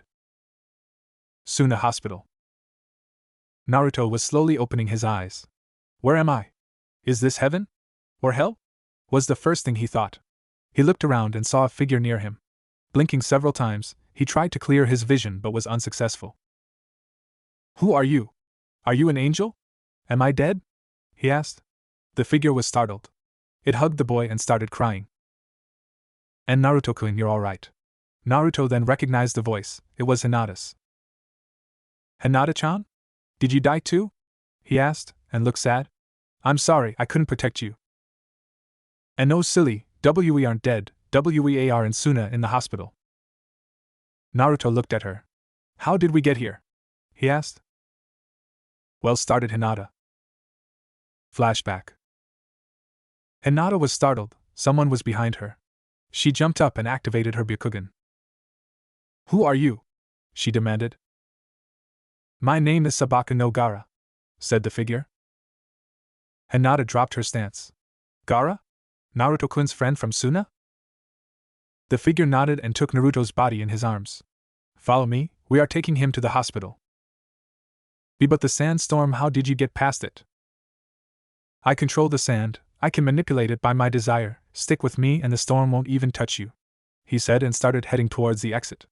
Hinata followed him, and once they were out she was amazed that indeed the sand circled around them, and they were walking like there was no sandstorm. End flashback. So Gaara came to us? Asked Naruto, and Hinata nodded. But how did he find us? He told me he felt your chakra D dying and he came. Naruto nodded in understanding. Wait, I told her before I passed out that I love her. He turned his head slowly towards the girl. His vision returned to normal. She was smiling warmly and lovingly at him. Does she remember? Did she hear me? Is she mad at me? He asked himself and kept on asking things till Hinata broke his line of thoughts. And Naruto-kun, I need to tell you something, she said, taking a deep breath. Come on, Hinata, you can do it. He already told you he loves you. That means that you don't need to be afraid he will reject you. Inside, Hinata was jumping of joy because Naruto loves her. She closed her eyes and then opened them again and looked in his eyes. Naruto-kun, I am Il. Uzumaki Naruto, said a voice. Hinata turned and looked at the window. Gaara was standing there. Hey Gaara! Shouted Naruto. Call me Naruto, alright? The red-haired boy nodded. Come with me, we need to discuss something, he said. But what will the doctors say? Not that I am complaining, I mean I hate hospitals. You were asleep for one full day, the poison was extracted with success, you can leave the hospital, now come. He ordered and Naruto got out of the bed slowly. I'm sorry Hinata-chan, but Gaara, well, he is Gaara. Hard to explain, you could tell me later? Hinata nodded. I will wait you at Gaara's house, we will live there during our stay here. Now it was Naruto's turn to nod. He turned around and followed Gaara, jumping from rooftops to rooftops. Finally they reached the Kazekage's building and stopped on the roof. Gaara sat down, followed by Naruto that sat down near him. So what did you want to tell me? The elders heard you were kicked out of the Leaf and that the girl left Leaf. They want to know if you want to join Suna. Well, that would be great, but... But what? Asked Gaara. Well, we won't stay long here and I don't want to become a missing nin because someday I will leave Suna. I have a crazy idea to form a new hidden village and I know where I can start that. Gaara nodded. Well, I can talk to the elders about this, but I am sure that if you will start a new hidden village they won't mark you missing nin if you plan on having an alliance with us. Well, sure Gaara, it will be cool to have one. He responded with a grin. Who is the Kazekage? I can talk to him. You are looking at the future Kazekage of Suna, Naruto, said Gaara. Future? Yes, I need to do some chores and in 1 year I will become Kazekage, responded Gaara. I see. Anyway, back to the point, the elders said that you and the girl will be promoted to Chunin upon entering our ranks, and you two will go on mission together, and with me sometimes. Naruto nodded. Well, that sounds great, but what about my idea? I will talk to the elders, but first, let me take you to my place, get you some clean cloths, and I will tell you tomorrow what they think. Naruto nodded and followed Gaara through the streets of Suna to his place. He was happy, and for the first time he felt even happier because no one was giving him glares. All the villagers looking at them like they were any other people, or shinobi. Even to Gaara they were looking not like he is a demon but like he is Gaara. Hey Gaara, said Naruto. Yeah? How come everyone is so nice? To be honest, ever since my fight with you I started to change, and since then I managed to get 70% of the villagers to like me and respect me for what I am, and I have you to thank for that. And they have no more problems with you carrying Shikaku? Gaara shook his head no. Soon they arrived at Gaara's place. It was more like a complex of buildings. He found out that the Sand siblings each lived in a house, and there were a total of 4 houses. Gaara told Naruto he will have to share one house with Hinata, and Naruto had no problem with that. Gaara took him inside his home and straight to his room. He opened his wardrobe and threw out a pair of cloths, A/N. Look at the Sasuke retrieval arc when the Sand comes to help Konoha. Look at Gaara's cloths. Naruto will be wearing those. The blonde boy found it interesting that the cloths fit him, and thanked the Sand shinobi. Gaara smiled pleased and left in a whirlwind of sand, not before he showed Naruto his place. It was starting to get dark outside, so Naruto thought that he should sleep. He entered his new house and found Hinata on the couch thinking. He sat near her, and she blushed, smiling at him. I like your new cloths, Naruto-kun, she said. Thanks, they are really comfortable. We will have to go and get you some cloths as well. Not that you don't look in what you have, but you need something fitting for the Sand. The girl blushed at his remark. Ano, I need to tell you something. Alright. Well, I want to tell you that I lo, she tried to say again, but Gaara appeared in a whirlwind of sand in the middle of the room. Alright, I talked to them and. Ano Gaara, could you let me and Naruto-kun to talk a second? Asked Hinata shyly. Gaara nodded. Alright, I'll be back in 5 minutes. And he disappeared. So Hinata-chan, what do you want to tell me? Hinata mustered courage, and she moved herself on top on Naruto. She was now standing on his legs with her face facing him. They were both blushing. I need to tell you about what you told me before you passed out. Naruto was a little scared. He thought she would reject him now. Oh, okay. I wanted to tell you that I love YU too. I loved YU since the academy days, she said, congratulating herself in her mind. Naruto was stunned. For the first time ever in his life, a girl loved him back. And it wasn't any one other girl but a beautiful one in his opinion. He wanted to say something but was too amazed to find anything to say to her. She giggled when she saw him trying to make words come out of his mouth, so she decided to speak for both of them. She leaned down on top of him and caught his lips in a soft and passionate kiss. Naruto's shock was even bigger now. He was experimenting this for the first time ever. He closed his eyes and let instinct take over him. His hands took a hold of her waist and pulled her down on him and responded to the kiss. Hinata broke the kiss and raised her head a little to look at him. Are we a C couple now? She asked, blushing. If you want, he responded, grinning his infamous fox grin. Hinata nodded happily. Then Naruto moved his head up and attached his lips to hers once again. She moved her head down, at the same time moving Naruto's back to where it was. They started kissing a little more furiously this time, A/N, no tongues yet, when they heard something behind them. They broke the kiss again and looked at Gaara. I will tell you in the morning, Naruto. And he left in a whirlwind of sand once again. Hinata turned her head and looked at the boy again and giggled. It seems we're alone tonight. Naruto smiled and moved his and her body. He leaned on the couch with the girl on top of him. She blushed furiously. He smiled warmly at her and started kissing her again. She replied to the kiss with her own. Not too long after that they both fell asleep. Naruto lay down on the couch and Hinata on top of him with her head on his chest. Both fell asleep with a smile on their faces. It is a bright new day in the village of Sunagakure. Even if it wasn't the same like back in Konoha, where birds would sing in the morning and the sun would shine gently on your face and the smell of leaves would gently touch your nose. Sunagakure wasn't quite so different. Sure, there weren't birds like in Konoha to sing in the morning and there weren't so many trees there. Of course the sun would shine more brightly here than there, but it didn't matter. For Naruto, The important thing was that he was somewhere where people do not treat him like trash, a place where he knows his friends accept him for what he is, and a place where he could go anywhere and buy anything at a reasonable price. As Naruto was slowly opening his eyes to a bright new day, he recalled everything that happened the previous night. A smile appeared on his face, a true smile, not one of his fake smiles that he always used back in Konoha. For the first time he was feeling happy. Looking down at the girl that was sleeping soundly on his chest, he sighed inwardly. Man, people were right when they told me I am dense. Yeah, but now you have a really cute vixen, A/N. I think that's the word, chuckled Kyubi. Huh? Kyubi? Where did you come from? Well, let's see, when my parents met a few decades ago they… No, you dumb fox! Where have you been? Yelled Naruto, shaking the bad images from his mind.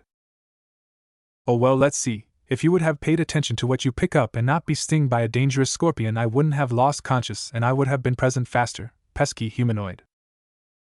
Oh yeah? Well, you're a dumb fox. Is that the best you got? Let me show you what I got. What do you mean? He asked and then regretted. What the hell? What are these images of Hinata-chan? What? You don't wonder how she looks naked? Kyubi chuckled. Naruto shook the images from his head. Baka Arokitsune, get lost. Hey, is that the way you treat the one that kept you alive all these years, human? Yelled Kyubi, that was fuming from the boy's attitude. Yeah, this is the way I treat you for showing me images that I am not interested right now. I am not a pervert. Sure you're not. Kyubi started showing then images of Naruto and Hinata doing stuff together. Damn it! Why do I always end up with perverts? He yelled, shaking the images again. Get lost, Arrow Kyubi. He could hear Kyubi laughing in his mind, and then slowly the laughter stopped and he couldn't feel Kyubi's presence anymore. He thought he left to sleep or something. Naruto thought about all his senseis. Every last one of them was a pervert, well, at least everyone except for Irika. But Ebisu was the first pervert he met, and he liked to call him a closet pervert. After Ebisu there was Kakashi-sensei, always reading that book written by the biggest perverts of them all, none other than Jiraiya. Why do I get stuck with perverts? Hey kid, can you start reading that orange book your senseis always had? Asked Kyubi with a chibi voice. What the hell? No way, pervert! Yelled Naruto. Oh come on kid, I want to read something. Pleaded Kyubi, his eyes widened. Then, what are you doing? No. Naruto was showing Kyubi images of him, Naruto, burning the orange books, every volume in the Ika series. Please no. Go back to sleep and never ask me anything like that again. Fine, you might have won the battle but you haven't won the war. Yelled Kyubi and started retreating back to his sleeping corner.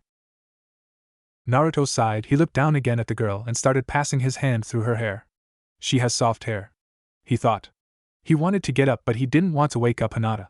He sighed and decided to wait for her to wake up. He smiled as he felt her hair in his hand through his fingers. He kissed her head softly and started thinking. I wonder when I developed feelings for Hinata, he thought. Well, maybe it started during the Chunin exams, offered Kyubi a response. The Chunin exams. Then flashbacks from the exam started passing his mind, how she offered to give her paper for him to copy the answers, how she smiled and how she talked with him. He remembered his fight with Orochimaru in the Forest of Death, how Sasuke got the curse seal, and then he remembered the preliminaries. He remembered how determined Hinata was when fighting Niji. She wanted to show everyone she is strong, but looking carefully at the memory, he realized that she was fighting more to show him that she is strong. Indeed, without him knowing at that moment, his feelings for her started. He remembered the talk he and her had before the last stage in the Chunin exams, before he fought Niji. He smiled again at the memory. Indeed, that was the moment he started to develop feelings for her, but without even knowing. He mentally slapped himself for how dense he was.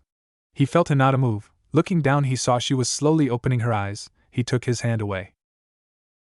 Sorry, Hinata-chan, I didn't want to wake you up. He apologized. It's all right, Naruto-kun.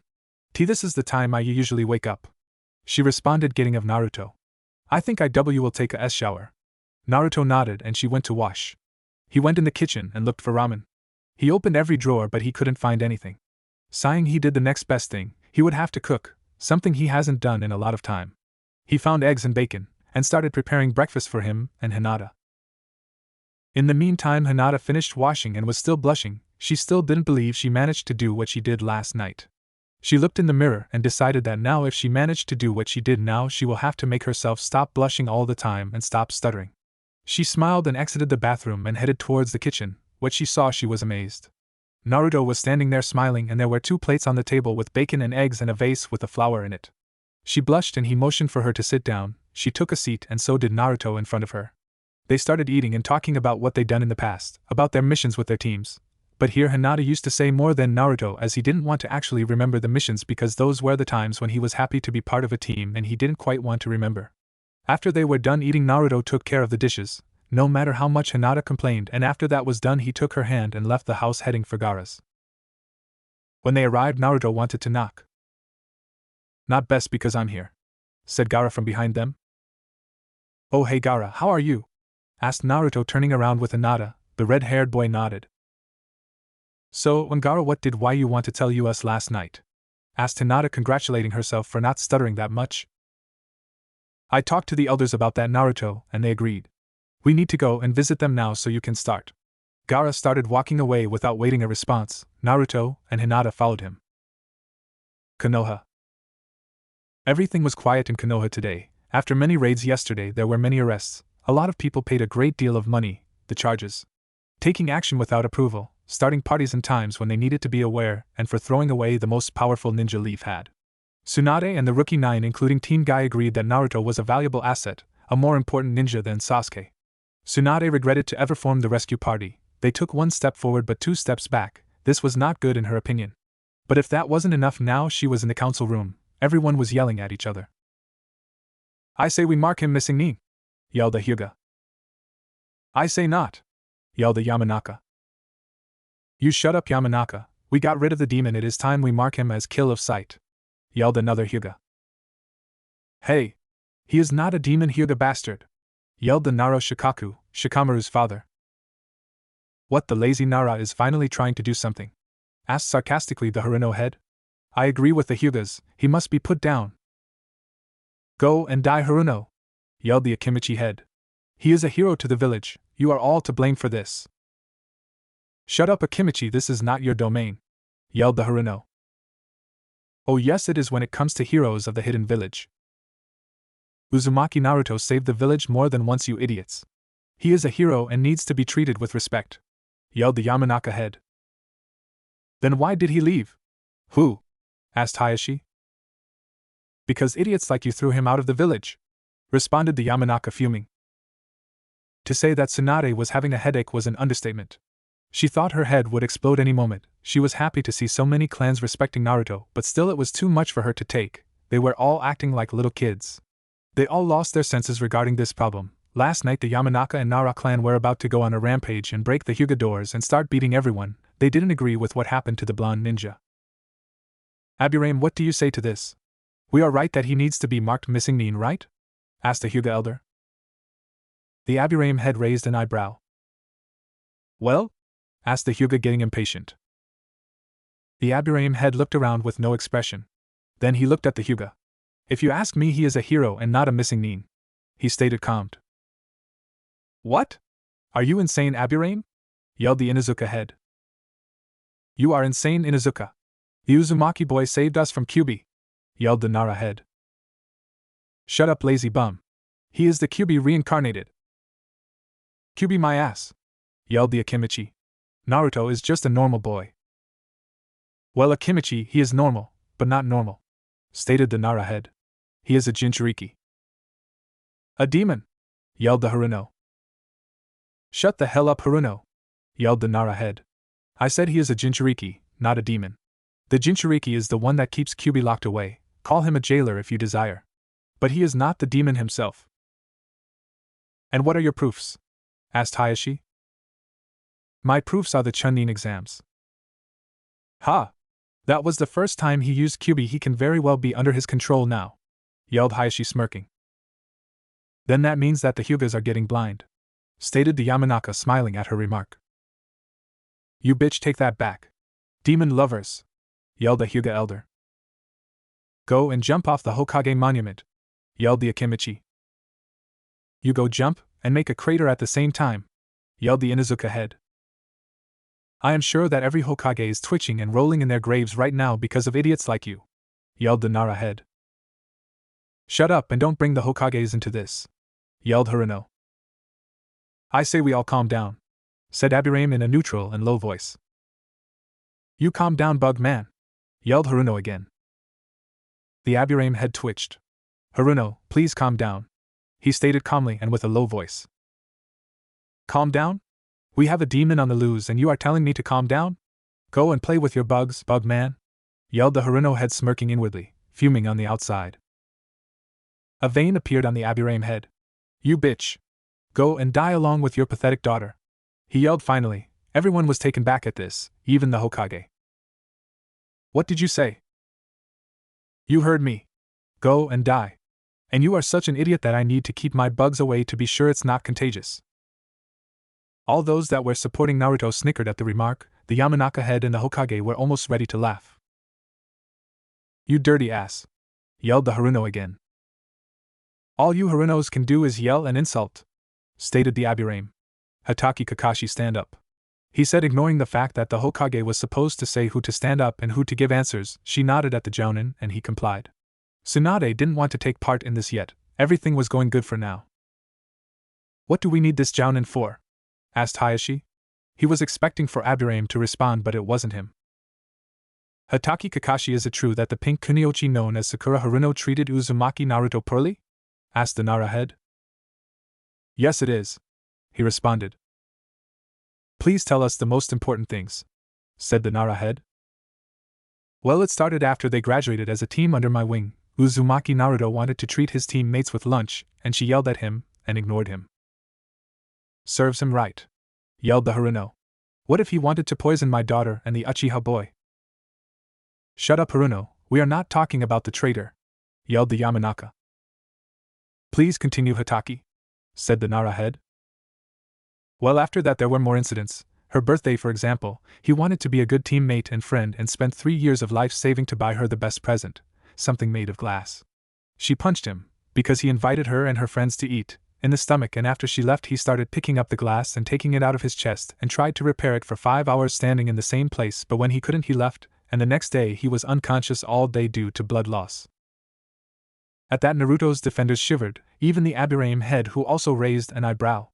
Tsunade was furious, she didn't know this story, while all this Naruto's executioners smirked and smiled. Ha, serves him right, said the Haruno. Who knows what devilish intents he had. He could have gotten everyone drunk, then take them in the forest and kill them. She did just good, if you asked me. What the hell? Yelled the Yamanaka. Kakashi was growling at the remark. He knew Naruto and knew he would never have done that. I agree with Haruno, said Hayashi, smiling. Then you are an idiot, yelled the Nara. Hatake, sit down, Kakashi complied. I want Jiraiya, the Toad Sannin, to stand up. With that the Sannin smiled and got up. It was time to shut the competition and help Naruto. Jiraiya-sama, you were Naruto's teacher, tell us about him, said the Abirame calmly. Well, there isn't much to say, but he was a good boy, always listened and paid attention. He learned everything really fast. Sorry to interrupt, but how fast? Asked the Akimichi. Well, he learned Rasengan in 1 week, he stated, and everyone started to whisper to each other. Naruto's defense were most pleased of the boy. Do continue. Well, he was smart, and loved the village. He would have died fighting for his friends and precious people. He was stubborn at certain moments, and hyperactive, but that made him an interesting person, someone admirable. Anything else you like to add, Jiraiya-sama? Asked the Nara. He is a hard worker, and never gives up and always keeps his promises, he said. The Nara nodded and motioned for Jiraiya to take a seat, which he did. Well, Hyuga? That still doesn't say anything to me, he said. I talked to the villagers and one here is going to give a statement. A villager got up and Hayashi nodded at him. The boy, Uzumaki Naruto, always made trouble, always yelled and plotted something in his house. I could always hear him talk to himself, referring to himself as QB, and he always hid something. The villager then took a seat. That doesn't prove anything, yelled the Yamanaka. It proves he plots a lot behind our backs, yelled Haruno. Oh yeah. Yeah. Very well then, I request for Hyuga Niji to stand forward, yelled Yamanaka. Everyone in the opposition was startled from this, everyone except Naruto's defenders. Niji entered the room helped by Guy. He stood there and looked at everyone. He looked at Hayashi, who made a sign to him. He wants me to bring down Naruto. thought Niji. Niji, tell us about Naruto, said the Nara head. Well, Hayashi smiled evilly. Naruto is a great person, a hero. Hayashi's smile faded. You! Yelled the Hyuga head. You are a liar, what is the meaning of this? I am telling the truth, uncle, said Niji smiling. Hayashi was boiling. He did the caged bird seal hand signs towards Niji to activate the seal. Nothing happened, Niji smirked. What is the meaning of this? He requested. Niji took his forehead protector off and then his bandages to reveal a normal forehead without the caged bird seal. What? Who took it off? I demand an explaining. Very well, said the Akimichi. Flashback. The heads of the Yamanaka, Akimichi, Aburame and Nara entered Niji's room followed by Kakashi behind. Niji looked at them wanting to know what they wanted. Hyuga Niji, we want to know your opinion on Naruto, said the Nara. Why? Asked Niji, not wanting to bring Naruto down because of a mistake. We are Naruto's defenders. The elders and council want to put him under the missing Nin rank, and we want to stop this, said the Aburame calmly. Yes, Niji, confirmed Kakashi. Well, Naruto is someone that helped me see where I was wrong, and what I did wrong. He in my eyes is a great person and someone that you can rely on even though he has the QB inside of him. The village's point of view about him is wrong, and the way they treated him is even more wrongly. He is a hero for keeping us safe all those years, responded Niji, and the clan head smiled warmly, even the Aburame. Niji, we have an offer for you. Niji's ears shot up. He was listening carefully. Kakashi here, said the Yamanaka, has a gift from Naruto. Kakashi handed a piece of paper to Niji, who started reading. Niji. This is a goodbye gift. I knew someday this will happen. I will be kicked out, so I left you this gift. After our fight I wondered if there is a way to take the caged bird seal of, and I found it. The scroll has the technique which is quite easy. Making that technique, the caged seal will be removed from you. This is my gift towards you. Uzumaki Naruto. Niji looked in disbelief at the scroll in Kakashi's hands. The silver-haired Jounin handed him the scroll and Niji read it fully, and then looked at the heads with his mouth wide open. They smiled at him. We will remove the seal and you will receive protection if you help us clear Naruto's name so he doesn't become a missing Nin, said the Akimichi. Niji smiled and nodded. End flashback. Hayashi was dumbfounded and speechless. The demon boy found a way to erase the seal. He started burning of anger. Niji, from this day forward you are no longer a Hyuga. You are not allowed in the Hyuga estate anymore. Niji smirked. Whatever, I'm happy to be out of that hellhole. The Nara head smiled. Niji, please continue. Niji nodded. As I was saying, during my fight with him, he showed me what life truly is and that I can change my destiny, I can manipulate fate. He showed me the true way I should follow. He is a kind and warm person who would die to protect his friends. He would do anything for us and even for the village. A/N, the council and elders know he knows about QB. During the rescue mission he showed devotion and intelligence. He helped us in the best way he could and would have never stopped until he would have brought back one of his missing friends, even though he was a traitor. Somehow Naruto knew that Sasuke was actually calling for help, and he was glad to respond to that. I am sure that Naruto saw in his soul that Orochimaru was controlling Sasuke. My conclusion to all of this is that Naruto is a hero of the leaf and a remarkable ninja. He is not a demon as you all see him. Thank you, Niji, you may sit down. Niji smiled a genuine smile and sat down near Kakashi, who patted him on the back. Well, do you need any more proof he is not a demon? Asked the Aburame head. Yes, yelled Haruno. During the Chunin preliminaries he hurt my poor boy really bad and his pet, stated the Inuzuka. I would have him state this, but he is in hospital right now, she said again. He told me that his eyes resembled QB, and he was throwing threats at him that he would kill his family and eat him alive, but not before he would torture him in the most gruesome way. That bitch! Yelled Niji and Kakashi in their minds. Naruto didn't say that, he never even used the QB's power, he only used it in my/Niji's fight. What a liar, I am sure Kiba didn't say that. See? A demon to the bone, yelled the Hyuga. Yes, and if that is not enough, he took Hyuga Hinata, my precious daughter, prisoner. Who knows what he is doing to her at this moment? Said Hayashi, grinning inwardly. Niji jumped up. I object! He yelled, and everyone looked at him. You dare call yourself a father, you piece of scum? You treated Hinata more than poorly, you don't even deserve to call her your daughter! Yelled Niji, fuming, and Naruto's defense nodded in agreement. Is that so? Then let's see what her sister says. Hanabi! Yelled Hayashi. Crap, thought Niji. He knew Hanabi hated her sister and wanted to make her feel bad. The young Hyuga girl entered the room and looked at her father. He smiled at her, and she smiled back. When I was a few days ago at the gate assisting the events, after everyone left I saw Hinata was passing by and then a blonde ninja with an orange jumpsuit appeared and knocked her out. He looked at me and said, "Hey, you think you got the best of me? With Hinata as my prisoner I will be able to free him." "That demon!" yelled Haruno. "No one is safe from him. We need to mark his a missing nin and go after him," yelled the Inuzuka. "Oh, that is so much bullshit," yelled Niji, that was again up on his feet. "For starters, Hinata loves Naruto, and she would have done anything for him. Naruto appreciates Hinata very much, and he would do anything to protect her. I am sure Hinata followed him on her own free will." Hanabi smirked inwardly. She fell on her knees and started to cry. "He took my sister, the one I love, and you say that he wouldn't? How would she love him? He stole her. Who knows what he is doing to her?" She collapsed on the ground crying loudly like a young-year-old would do. Niji was fuming. "Shut up. You are acting all of this, you always disrespected Hinata, you always made her feel bad, and you are only after the title of heir." Niji coughed once. "How could you say that? I don't want the title, I want my sister back," she said crying. "Shut up. You are a liar, she is faking, cough, everything. It is not true, Naruto would never cough, resort, doing things, pant, like this." Niji fell on his knees panting. "Niji, calm down, you are starting to cough blood, you can't force yourself," said Kakashi worried. "Like I give a damn. That bitch is trying to make Naruto die. He is a honest person. You have no right to lie like that. You have no right to make his a missing nin.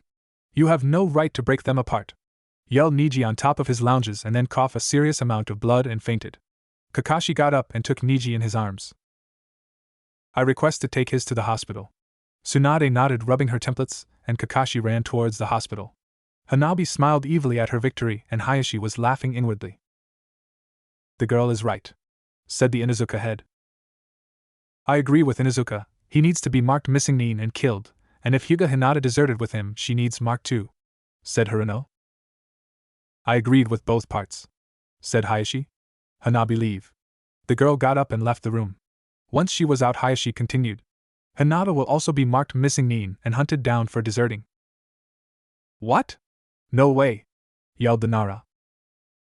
"I agree with Nara, you scumbag, you lied, and your pathetic daughter as well. I can see why Hinata chose to leave and I congratulate her," said Yamanaka. "And I have one more person for defense," said Akimichi. "Oh, and who is that?" asked the Hyuga. "I call forth for Uchiha Sasuke," yelled the Nara head A/N, "you will see, this is my masterpiece, hee." The doors opened and Uchiha Sasuke entered, followed by Fori and Bu. They stopped at the door and Sasuke went in the middle of the room. "Ha! A traitor to defend another traitor?" asked Hayashi, laughing. "Actually, a non-traitor," said Aburame. "Sasuke, remove your shirt and turn around." Sasuke complied. Upon turning around they expected to see the cursed seal, but it wasn't there. Where is the cursed seal?" asked the Haruno. "Jiraiya-sama, stand up and explain please," said the Nara. Jiraiya smiled and went near Sasuke. He put a hand on his shoulder and said, "I am glad to say that Sasuke here had the seal removed. I found, thanks to Naruto, a way to remove it. Sasuke, if you may." The boy nodded and took a piece of paper out and started reading. "Dear Sasuke, ever since Orochimaru gave you that seal I worked day and night studying to find a way to remove the seal. I am happy to say that I found a way, and the method to do it is on the scroll this paper is." Jiraiya took the scroll out and showed it to everyone. The scroll explains in detail everything on how to remove the seal. "This is my goodbye gift to you, since you either will not be in the village when I am done with this or I will no longer be alive or a leave shinobi. Stay safe and don't rely on revenge. Yours truly, Uzumaki Naruto." Sasuke finished the last part with a tear in his left eye. He wiped it away and looked at the council. The Nara head was smiling. "Please tell us what you remember after you got the cursed seal." "Well," started Sasuke, "I don't remember anything after the fight with Gaara of the Sand. After that everything is a blur to me and I don't remember anything except waking up in the hospital without the seal and finding out that Naruto is not here anymore. At first I was afraid I killed him." "And why is that?" asked the Akimichi. Well, I heard that we fought and I used Chidori on him, and that I almost killed him. I never wanted to do that. Please explain, said the Yamanaka with a smile. Naruto to me is like a brother, even though I never said it. I respect him a lot. He showed that he can improve greatly. He showed me that people can change and people can receive second chances. Even though I was always in competition with him, it was a friendly one, never one dangerous. I feel very bad for what I did to him and for the way he was treated when he risked his life to save me. Very good, you may sit down. Sasuke and Jiraiya took a seat and started listening. Well, Hyuga? Mark the demon, yelled the Hyugas. What? Asked Aburame in disbelief. Every villager has stories with him trying to hurt them, everyone. A bunch of shinobi can't take on masses of people. I don't know with what he corrupted the minds of the shinobi, but he did, and everything is a lie, said the Inuzuka. Mark him missing Nin and kill him, yelled Haruno. Hokage-sama, called the Nara. What? Demanded Tsunade, who was fuming of what was happening. The defense was losing badly. Please tell us what you think of him. The Hokage got up and started talking. When I first met him I thought he was a brat, but he proved me wrong. He is a decent boy with a pure heart that risked everything to protect everyone. He saved me from Orochimaru, and proved how strong he is. He saved us all from Kyuubi by keeping him inside him. A/N. Sasuke doesn't know, he is confused now. Naruto is the Yandame's son and he has proved it. He is not to be marked as a missing Nin, said Tsunade taking seat. I don't give a damn, he is the Yandame's son, yelled Hayashi. Old grudges, eh? Asked Nara. What would you know, you lazy ass? Oh, shut up, we know everything about what you did and how much you hate the Yandame. You even hate his son because your daughter is in love with him, because she left with him, because she wants to be with him, yelled Nara, losing his nerves. Everyone quiet, yelled an elder. We submit to vote, is Uzumaki, Naruto and Hyuga Hinata missing Nins or not? Even we elder and the Hokage will vote. A lot of thoughts passed through everyone's minds after that. Damn it, now we will surely lose, thought the Nara. You will die now, Uzumaki, thought Hayashi. About time we decide he dies, thought Haruno. I will teach him to mess with my son, thought the Inuzuka. This is not good, I am sorry, Naruto. We failed, thought Aburame. I knew that idiots are in charge here, thought Yamanaka. I don't know how I will break this to Chuji, thought the Akimichi. Damn them all. Now I will surely lose my little brother forever, thought Tsunade. This is all my fault, thought Sasuke. I need to find Naruto after this and warn him, thought Jiraiya. A few minutes later the votes were counted. Tears started to form in Tsunade's eyes. The votes are in favor of the opposition. Uzumaki, Naruto, and Hyuga Hinata are now S-class missing Nins. The opposition started to cheer. Hyuga, Haruno, Inuzuka, elders, except 2, the ones in the manga, A/N. Here in the story there are a total of 6 elders, while the defense all had sad faces and the head Yamanaka and Tsunade were shedding tears. I don't know how I will bring this up to my son/daughter, thought the defense, Yamanaka, Nara, Akimichi, and Aburame. Yes, Tsunade is in the defense also but has other thoughts. I don't know how I will tell his friends, thought Tsunade. I have no idea how he will react to this, thought Jiraiya. This really is my entire fault, please forgive me, Naruto, thought Sasuke, crying. Yes, crying. Suna. The group of 3, Gaara, Naruto and Hinata, arrived at the elder's room. Gaara stopped at the door while Hinata and Naruto went inside. There were 6 elders, A/N. If I remember right from the manga there are a total of 6, seating on pillows in front of them. They motioned for them to sit down on the pillows in front of them, and they complied. An elder cleared his throat. So, Uzumaki, Naruto, we discussed the offer and we accept us, he said. Naruto nodded and bowed. Now, Hyuga Hinata, we will tell us the offer he gave us. Hinata nodded and listened. He told us he wanted to find another hidden village someday, and he doesn't want you or him to become missing Nins of Suna if someday you will leave. We agreed under the condition that you 2 will serve Suna for at least 1 month and that the 2 villages will automatically be allied. Hinata nodded once again. Very well, said another elder. You will start mission tomorrow. You will also help Gaara on his work to become Kazekage. Even for that you will be paid. When you help him you are also marked as bodyguards for him. Naruto and Hinata nodded. The elders smiled and gave them the Chunin vests. Please report tomorrow at 8 for a mission, that is all. Naruto and Hinata got up and bowed. They left the building with Gaara. Naruto was happy for being Chunin. Hinata was happy as well, but happy also because Naruto thought about the missing Nin fact. Still, she would need to talk to him about the hidden village thing. While walking, Gaara was explaining what he needs to do.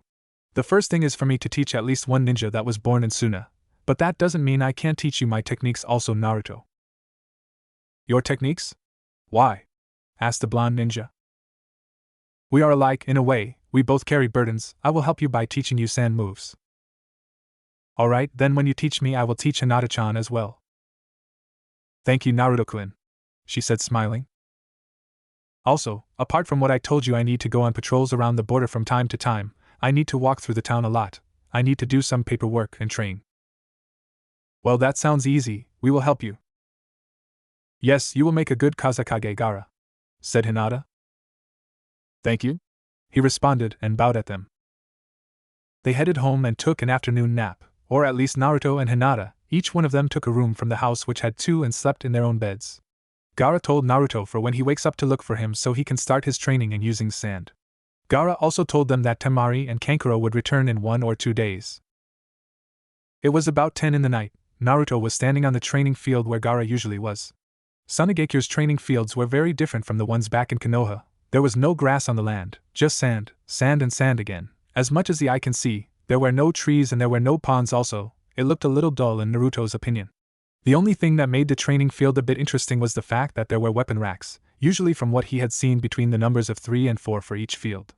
These racks had all sort of weapons, starting from the basic kunai up to the huge hammers, maces and so on. Also there were several rocks from here and there, and some training dummies. Now Gaara's personal training field looked very interesting. Unlike the other here, Naruto saw that most of the rocks were transformed. It seemed like the red-haired Jinchuriki had been trying to shape the rocks by his desire. The dummies were completely covered in sand and what seemed some kind of spikes made out of sand. The only thing that wasn't touched were the weapon racks. Every weapon was there. It seemed like Gaara wasn't quite the weapon user. A few minutes later, Gaara appeared in a whirlwind of sand in front of Naruto. The blonde boy screamed and jumped back. Damn it! Did you really have to do that? He asked, sweating. Gaara just looked at him and motioned to Naruto to go in the middle of the field. The blonde boy complied. He moved where the future Kazekage told him, and upon reaching he looked back at Gaara that was just standing in the same spot emotionless. Naruto looked around, he looked up and he looked down, then he looked back at Gaara. What am I supposed to do? Channel chakra, came a calm reply. Channel chakra? Asked Naruto, not understanding what for. Gaara looked in Naruto's eyes, not saying anything. He stared at him for about 2 minutes when Naruto started feeling uncomfortable and decided to do what he was told. He closed his eyes and started to channel his chakra. The normal blue chakra appeared swirling around the blonde boy. At this time Gaara was looking at him carefully. More, said the red-haired Jinchuriki, and Naruto complied, channeling more. The sand around him started to slowly raise and move without any direction whatsoever. More, said Gaara, and Naruto tried to bring out more chakra, but the amount remained the same. More, I said. But I can't more than this, said Naruto, trying to bring out more chakra. Red was the only thing that Gaara said, thinking Naruto would understand. The blonde boy started thinking, what did he mean by red? He lost himself to his mind and lost concentration. He stopped channeling his chakra and was standing in the middle of the field, eyes shut, thinking. Gaara looked at him and waited. He was thinking that Naruto understood what he wanted. He waited, and waited and waited till he lost his patience. What are you doing? Asked the red-haired boy. I don't understand what you mean by red, said Naruto, scratching the back of his head. Gaara shook his head. I want you to channel Kyuubi's chakra, Naruto. Oh, responded Naruto, laughing nervously. He started channeling his chakra again, and then when he reached the limit he started asking for the fox's chakra, but it didn't come. He tried again, nothing happened. Hey fox, a little chakra would be nice, you know. And why would I do that? Go back to your training or whatever you were doing and let me sleep, came a tired answer. Hey, don't you dare sleep when I need your chakra. What the hell am I? Chakra shop? Do I have a sign that says come and take all the chakra you want whenever you want? Yelled Kyuubi. Naruto's sweat dropped. Just give me chakra, alright? No. Naruto, what are you doing? Asked Gaara, that was looking impatient. Well, you see, started Naruto, laughing nervously and scratching the back of his head. Gaara started taping his foot. Kyuubi doesn't want to give me chakra. I don't care, you do what I told you or else I will beat you so hard that you won't even be able to go to the toilet for the next week, said Gaara coldly. Naruto shivered at the tough. Okay, Kyuubi, give me your chakra. Give me one good reason why I should. Well, I hope you enjoy the smells if I won't be able to go to the bath for the next week. What the hell? Oh hell no. Here you go, Kit, but just don't pollute my mind with things like that, said Kyuubi, and his chakra started pouring out of the blonde boy. Naruto was channeling the demon's chakra until Gaara told him to stop. Naruto did as he was told and waited for Gaara to give him the next instructions on his training. Good, do the following hand sings and channel chakra in the sand around you, said Gaara, and Naruto nodded. Dog, horse, monkey, rat? Naruto complied and did the signs he was instructed and focused on the sand around him. When he finished the last hand sign, he looked around him. Nothing had happened. Gaara, that was watching the entire time, didn't see the sand even move. Nothing happened, Gaara. What should have happened? Asked Naruto. Since you do not have a sand demon inside of you, I had to find a way for you to call the sand, to make it respond. Naruto understood. He did the hand sings again, but still nothing happened. He did it again and again, but the result was the same every time. It started to piss him off. Try channeling chakra in the sand around you, suggested Gaara after some thought.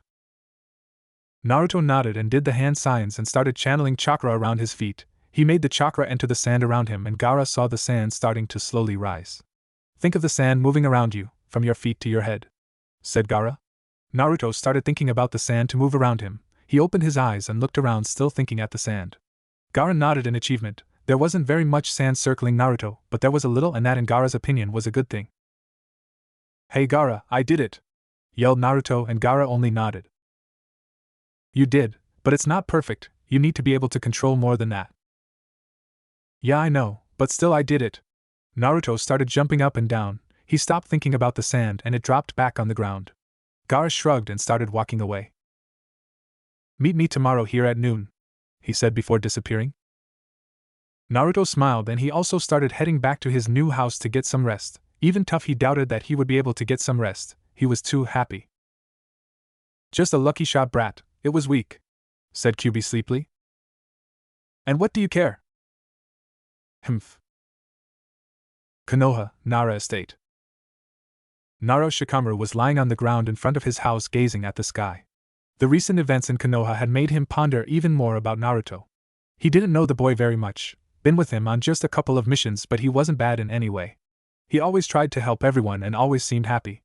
But there had to be something else behind all that happiness. There must have been something else to why he always worked hard, why he pulled pranks, but most importantly, there must have been something as to why the villagers hated him. Numerous questions bothered Shikamaru. There were too many, and it seemed like he couldn't get an answer for any of them. But even though all that Naruto was a good person, a fellow ninja, a friend, he didn't deserve to be treated like that. He was a valuable asset to Konoha. He was more important than Sasuke. His strength, stamina, and determination made him unique and interesting in all ways. Shikamaru's thoughts were broken by a light behind him. He looked and saw his father Shikaka standing behind him. You know, the council had a meeting today, said Shikaku, taking a seat on the ground near his son. And what did you guys discuss about? Asked Shikamaru. About Naruto Uzumaki and Hinata Hyuga, if they should be marked missing neens or not. Shikamaru pondered for a second. He then raised his head and looked in his father's eyes. And you guys had to put it to vote. Shikaku nodded. Which means that Naruto and Hinata are missing neens once again. Shikaku nodded. But tell me, when did Hinata leave? Wait a second, Shikamaru started thinking. He didn't see Hinata ever since they left on the mission to rescue Sasuke. She didn't even visit Niji. He knows that she loves Naruto, but still she would have visited her cousin. If she didn't, it means that she left right after Naruto did. Well, anyway, right now I have come with an idea, but I want to know what you think of it, said Shikaka, breaking his son's thoughts once again. And that is? This village is full of idiots. The elders are a bunch of idiots except for two. The Hyugas think they rule everyone around here and are a bunch of stuck-up snobs. He paused, and while I was thinking about leaving this place. Shikamaru's eyes widened. You mean leave Konoha? His father nodded. And where would you plan on taking the clan? We could find Naruto and help him. Shikamaru gave a thought to that. He made a list of good things to leave and bad things, but in the end the result was the same. You know, I don't agree with leaving. Sure, this place is starting to fall apart, but we can't just leave. We would just be an easy target for enemy ninjas, not to mention Orochimaru and the Sound. Shikaka nodded at his son's words. I was thinking the same thing, but I wanted to know if you were too. But tell me, would you leave Konoha? Shikamaru thought about it. There would have been a possibility, but still no, he said, only if it was really necessary. He added. His father smiled and went back in the house. Hokage-sama wants to see your team tomorrow at 10. Shikamaru nodded and lay on his back looking at the sky again and thinking. Konoha, Yamanaka House. Ino Yamanaka was preparing to go to sleep. It had been a long day for her. She had training with her family members on her clan's jutsus, and then she had worked all afternoon in the shop and finally went and visited Sakura to see how she was holding. Her mother had not returned from the council meeting yet. She sighed. Another long day was awaiting her tomorrow. She needed to get rest to be able for a new day's challenge. She tucked herself into bed and was about to fall asleep when there was a knock at the door. Enter, she said, and her mother Akana Yamanaka entered the room. A/N. Her father's name is Inoichi. Am I disturbing? Her mother asked. Ino shook her head no. How was the meeting? It didn't go too well, she said with a grim voice. What happened? What did you discuss about? We talked about Uzumaki Naruto. Ino perked her ears and Hyuga Hinata. Hinata? What did she do? Asked Ino. She left Konoha to follow Naruto, said Akana, and Ino raised an eyebrow. You mean that Hinata is not in Konoha? No, didn't you see? Asked Akana. Ino realized she didn't quite pay attention to everything around her and didn't notice that indeed Hinata was absent all the time. Well, the Hyugas brought the matter of marking them both as missing neens. Ino's mother continued. Ino gasped at the news. And what happened? The Yamanaka clan with the Nara, Akimichi and Abirayam supported Naruto and Hinata to make sure they won't be marked. Even the Hokage did. She trailed off and Ino realized what the outcome was in the end. She still hoped it wasn't like that. But in the end we lost, and they are now S-class missing neens. She finished. Ino lowered her head and without knowing tears started forming in her eyes. She knew Naruto a little, and was his friend, and he wasn't a bad kid. He was annoying sometimes, but he was a kind person. But why? Asked Ino. Why did they mark him? Why did the villagers throw him out of the village? She raised her head and looked at her mother. I'm afraid I cannot say. That is for the Hokage or Naruto to say. You will have to meet the Hokage tomorrow at 10. I suggest you sleep. And Akana left the room. Ino was confounded in the darkness of her room. It was strange. Why would someone be so mean to Naruto? Why would they also mark Hinata as a missing neen? She laid her head on the pillow and tried to sleep, but questions continued to bombard her mind and she couldn't sleep.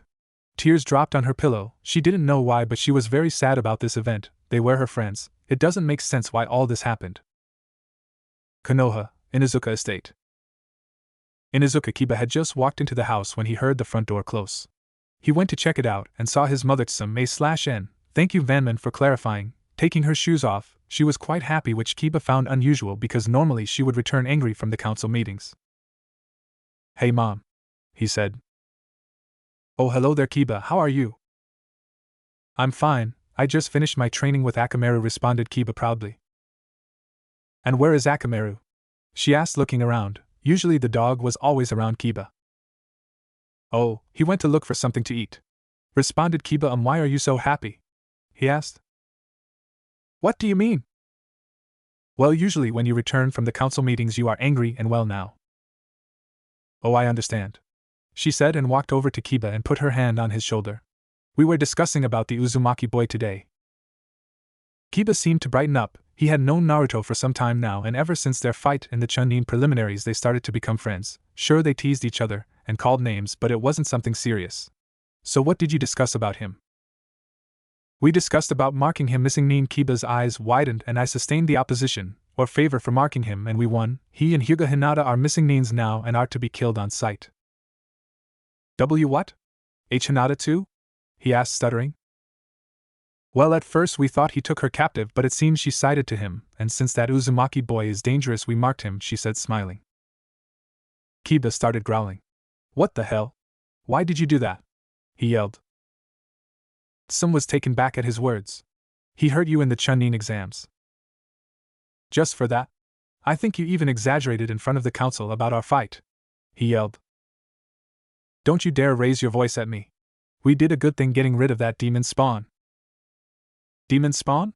What the hell is wrong with you and all those villagers calling him that? He is not a demon. Did he ever try to hurt you in any way? I don't even know why you're calling him that, he yelled and went to the door. Where do you think you're going? To think and to be away from you.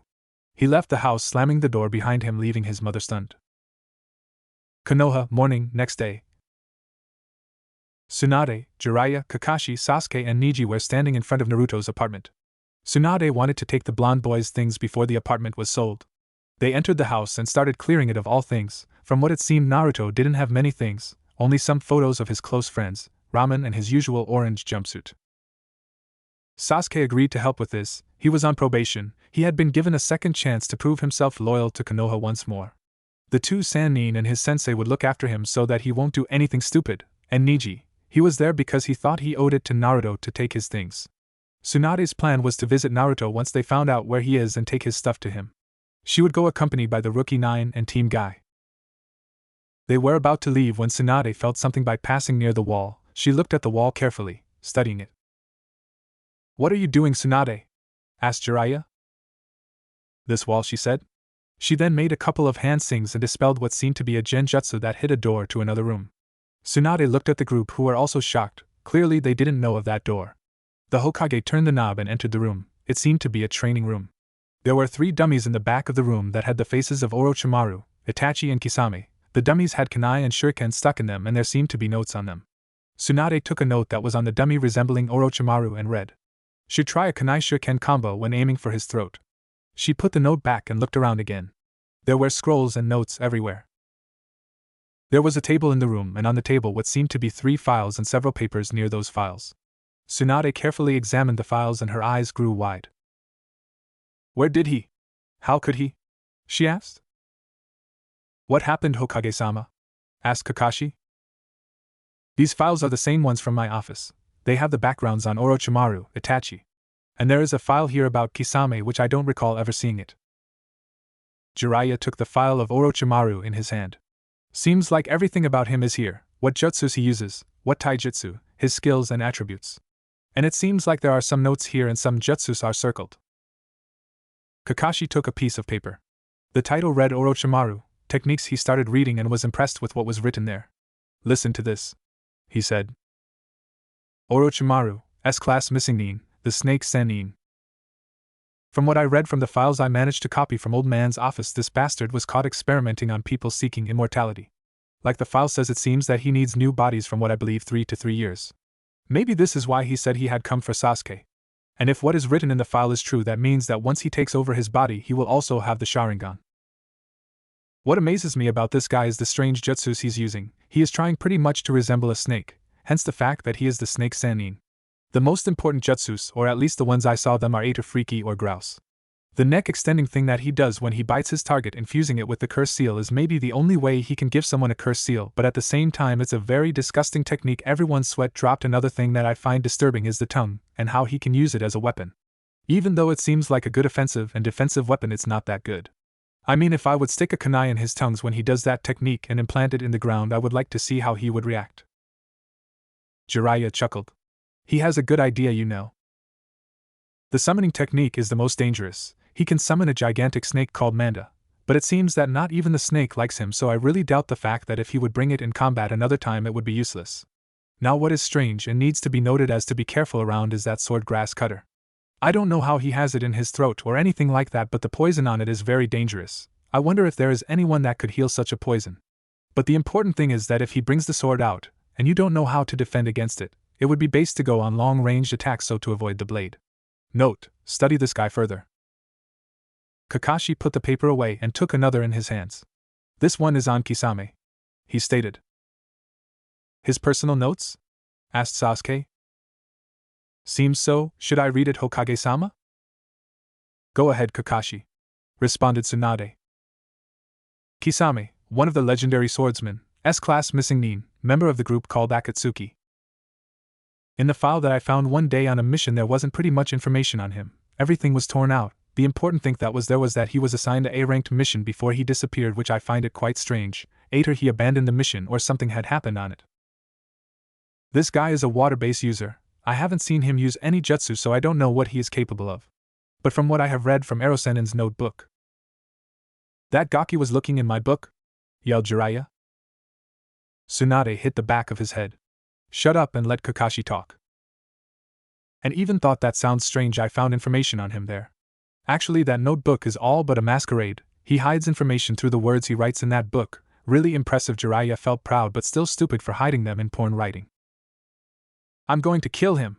Yelled Jiraiya, only to receive another hit from the Hokage. The guy has a sword on his back called Sasamida, SPL, and it absorbs chakra and apparently it's connected to the user. It responds only to Kisame. This guy can be always found around Uchiha Itachi. Note, watch out for him, research more. Kakashi put the paper away and took the one of Itachi. Sasuke jumped and grabbed the paper and started to read, but he didn't get to read much as Jiraiya took it from him. We all need to know what Gaki observed, not only you, he said, and Sasuke just turned his head. So that is about Itachi? Asked Tsunade. Yes, said Jiraiya, looking over the paper. What the hell? He yelled. What? Asked Neji. He looked through my notes to find info on him. Jiraiya, hand me the paper and shut up about the notebook, or I will write it to shreds, said Tsunade. Jiraiya shivered and handed her the paper. Tsunade started reading. Uchiha Itachi, S-Class Missing Nin. Itachi is a master in fire techniques and a master in genjutsu due to that Sharingan. It reached a high level called Mangekyo, but I do not understand fully what it does. I think that it sends you to a world where hours there are measured in seconds here, and the damage inflicted on you there has repercussions in our time, but I need to research this further. What is strange about this guy is that he was assigned a S-ranked mission just a few hours before he became a missing Nin. Also, what else is strange is when I had my first encounter and Sasuke came. Even though Itachi beat the crap out of Sasuke when he saw that he did Chidori, not only that I saw he was impressed, but it seemed like he was smiling? And it wasn't a psychotic smile, it was a warm, loving smile? This rose tone of questions in my head. I really need to research this, there is something fishy going on here. Sasuke raised an eyebrow, his brother smiling warmly that he did Chidori? It didn't quite fit in the puzzle. Itachi was a murderer. He looked around impassive and found a scroll. He read out loud without realizing. Hiration's strange name. Wonder what it is. He started to open the scroll when Kakashi took it out of his hands. Now Sasuke, this is not for your or any person's eyes. I don't know where Naruto got it, but know that this jutsu must remain a secret. Sasuke humped and turned around like he didn't care, but his mind was now trying to figure out what that jutsu was that Kakashi said it had to remain a secret. While all that was happening, Neji was also looking around. Ninja gear was everywhere. A lot of kunai and shuriken were rusty already and would have been a stupid idea to use them because they would be useless. He found a lot of scrolls on fire, air and water techniques. He took them, deciding that maybe Tsunade would want to give these to Naruto as well. A few more minutes later, after clearing the training room, the group left with their hands and bags full of scrolls and belongings of Naruto. Konoha, Hokage Tower. Tsunade, Jiraiya and Kakashi were in the Hokage's office. Tsunade was looking over the things she had taken from Naruto's apartment. There were a lot of ninja material, and of course a lot of ramen. But the ninja material was very interesting. Every kunai and shuriken had a strange seal on it, but from their studies it seemed that the seal was inactive and could never work. Naruto was trying to create something, but no one knew what he was planning to do. They even found his diary, but the boy was clever, he never wrote about what he was working or researching in it. The diary was only about minor things, well, minor from the first look. He started writing in the diary when he was 6. It seems that the Sandaime Hokage gave him the diary, and well, the first 6 years were not so pleasant. Tsunade read the way he was treated. The boy clearly stated how he was beaten and how he didn't know why this was happening to him. He also wrote how he was overcharged every time and how the food he always bought was rotten. This proves one point as to why Naruto was always eating ramen. They couldn't help but feel sorry and angry at the same time. Sorry for the way Naruto was treated and the fact that they couldn't have helped him sooner, and angry at the way the villagers treated the poor boy, day after day. And to make it worse, every time when it was October 10th, the villagers would beat his twice as hard and he would be stuck in the hospital for at least 2 or 3 days. Tsunade then read how many assassination attempts were made on him. Every time it happened, Naruto had to fake he was dead or had to start running, usually hiding in the forest or in the sewers. Kakashi was looking over the Hiraishin scroll. This was the jutsu that made the Yondaime famous, and no one knew where the scroll had been for years, literally disappearing. This made the Jounin wonder what had happened to the scroll and how did Naruto find it. Jiraiya was wondering something in the same lines, but at the same time he was trying to figure out what to do with the scroll.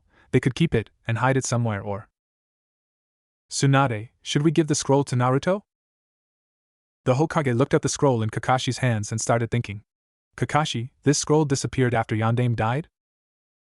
Yes, Hokage-sama. I was still in the ANBU at that time. and I was ordered to find the scroll. Trust me, I had checked everywhere and I never found it."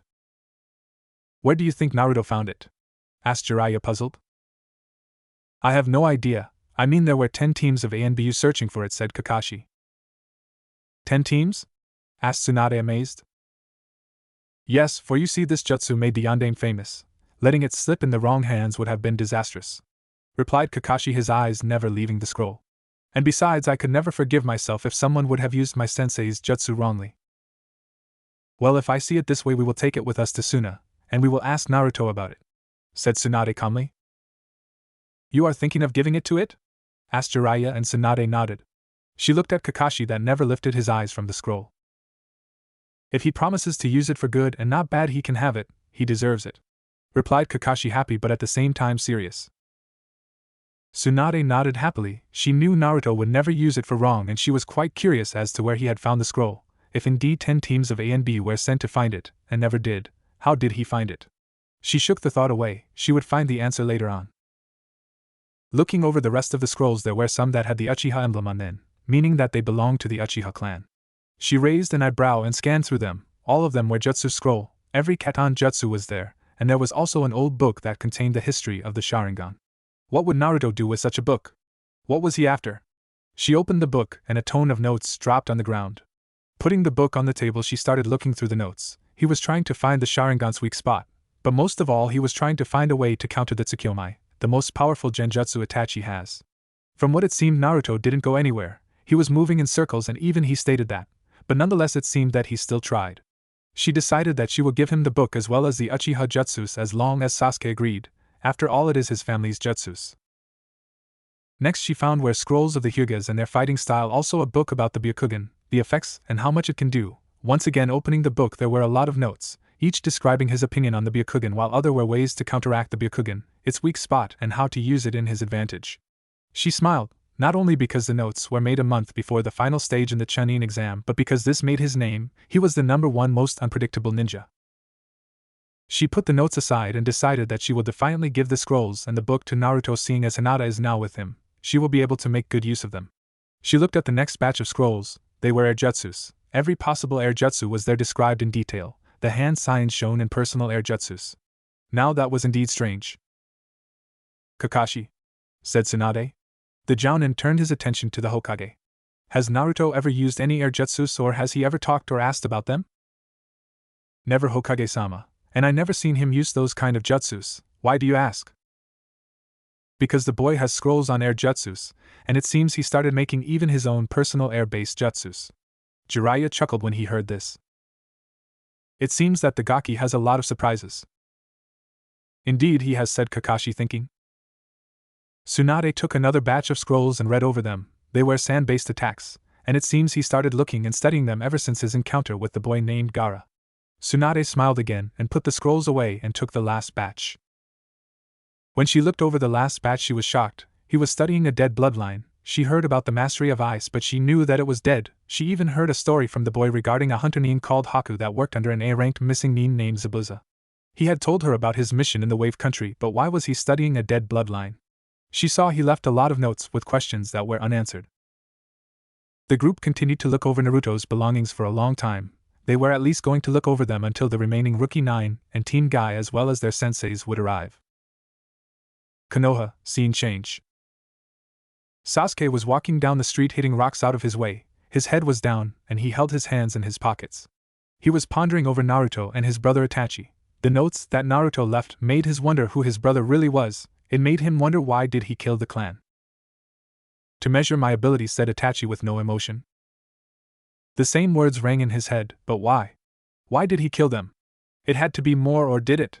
Sasuke shook his head. He couldn't think of anything. He couldn't find answers, and it pissed him off. He no wondered, kill Itachi or try to find out who he is.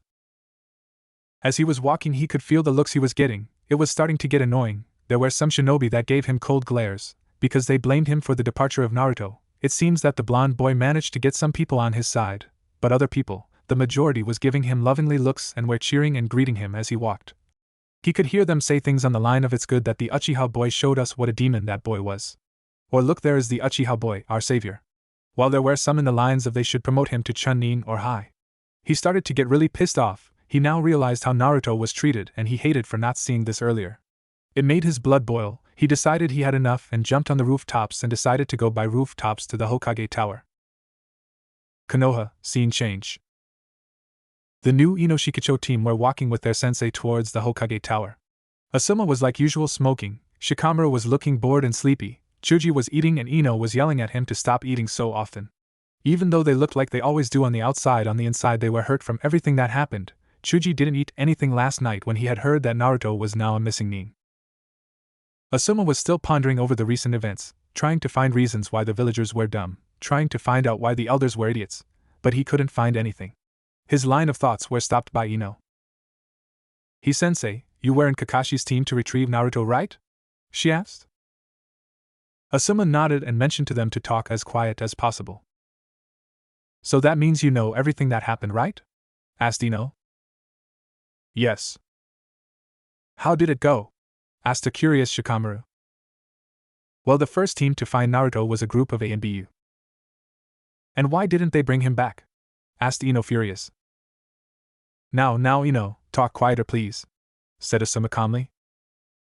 "Sorry, sensei," she replied with her head down. "But still, why?" Asuma sighed. The NBU team was ordered to bring him back, but when they arrived there they attacked him, so Naruto took care of them. Shikamaru raised an eyebrow. Naruto took care of 4 NBU? That was interesting. Even Chuji stopped eating and was gaping at the news. "But that is not all, he mutilated them," Asuma continued calmly. What do you mean by mutilated?" asked Ino, stuttering.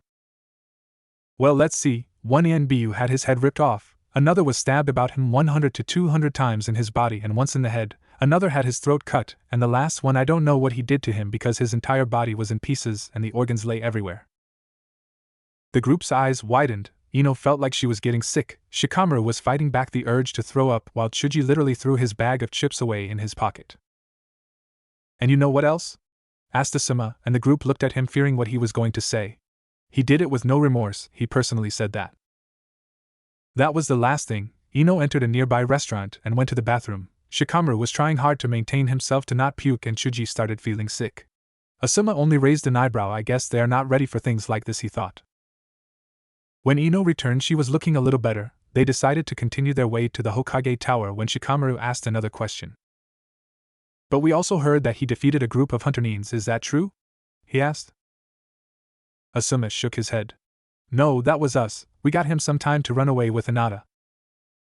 They continued their walk in silence after that, no one wanting to ask anything else after that. Suna, Gaara's training field. Naruto and Gaara were standing in the same training field like the previous night. Gaara was looking around Naruto trying to find someone. The blonde boy raised an eyebrow. "Where is Hinata?" asked Gaara. "Hinata? Yes, you said she would train today also." "Oh well, it's like this." Flashback. Naruto woke up to a new morning. He was jumping up and down in his bed excited. Today was the day he would learn more about using and manipulating sand. Today was going to be a good day. He would also train Hinata in using the Kagebushin and he would train her in taijutsu also. That way he would also learn more about how the Hyuga fight and he would improve his taijutsu. He could smell the freshly made food. He got dressed in the cloths Gaara had given him and ran towards the kitchen. He found Hinata cooking. He smiled and greeted her. She smiled back and put a plate with food in front of him, and he started eating happily. After breakfast they left towards the training field where they would meet Gaara. "Hey Naruto! Hinata!" called a girl. They turned around and saw Temari running down the street. When she reached them they greeted her. She told them she had just arrived from Konoha and heard everything and apologized for what happened, but Naruto just waved it off saying it had to come. "So where are you two going?" asked Temari. "Gaara said we will train today. He is teaching me to use sand and I will learn Hinata Kagebushin and help her with her taijutsu," responded the blonde happy. "Oh I see, but I need Hinata for today." "What do you need me for?" asked the Hyuga girl. "Well, to buy you some Suna cloths. You will die of heat in this ones," said Temari and took Hinata's hand, dragging her to the nearby shops. "You go on ahead, Naruto, and tell Gaara that Hinata won't participate today," yelled Temari as she was entering a shop. End flashback. "And that's what happened," finished Naruto, scratching the back of his head. "Very well then," responded Gaara. I thought more about last night. I want you to channel more chakra in the sand around you. Naruto nodded. He started channeling chakra, then he moved the chakra down to his feet and released it in the sand. He imagined the sand moving around him. Slowly the sand started to raise from the ground. It didn't come in big amounts. Naruto saw this and got frustrated. He released more chakra, and then the sand around him just shot up, shocking Gaara and scaring Naruto. The sand continued shooting up in the air, and then it started falling down. Naruto found himself buried underneath his own sand. His hand was out of the pile of sand, twitching. The red-haired Jinchuriki shook his head, started moving the sand away from Naruto, revealing his body. He had a face that could only describe as a combination of pissed off and scared, and his left eyebrow was twitching. It was good for this tribe, but you released just too much chakra, Naruto. Concentrate on releasing a certain amount. Now do it again, ordered Gaara. Naruto got up and started the process all over again. This time, however, he released the right amount of chakra and a fairly big amount of sand rose from the ground and started spiraling around Naruto. Naruto started jumping up and down, laughing and cheering.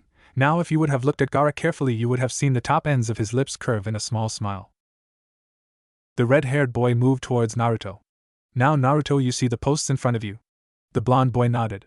What I want you to do is concentrate on the sand spiraling around you and target the posts, and order the sand to attack it.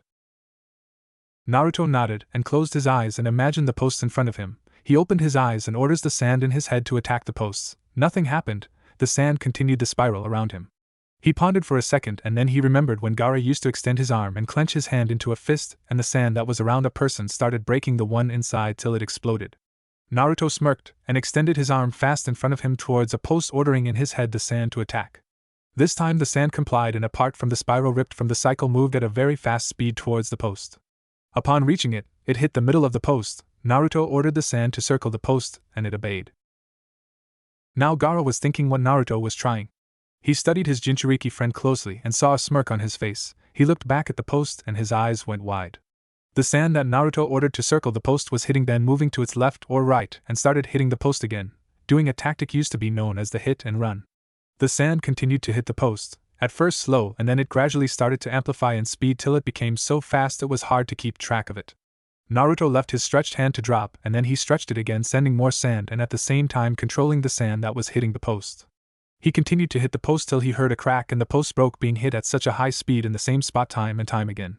Naruto recalled his sand that combined with the sand that was spiraling around the blonde, and he started cheering. Gaara clapped his hands for Naruto. He never knew the boy would get the hang of it so fast. Alright Naruto, that was excellent. I only need you to do one more thing, said Gaara. Naruto turned towards him. What do I have to do? He asked with his fox grin.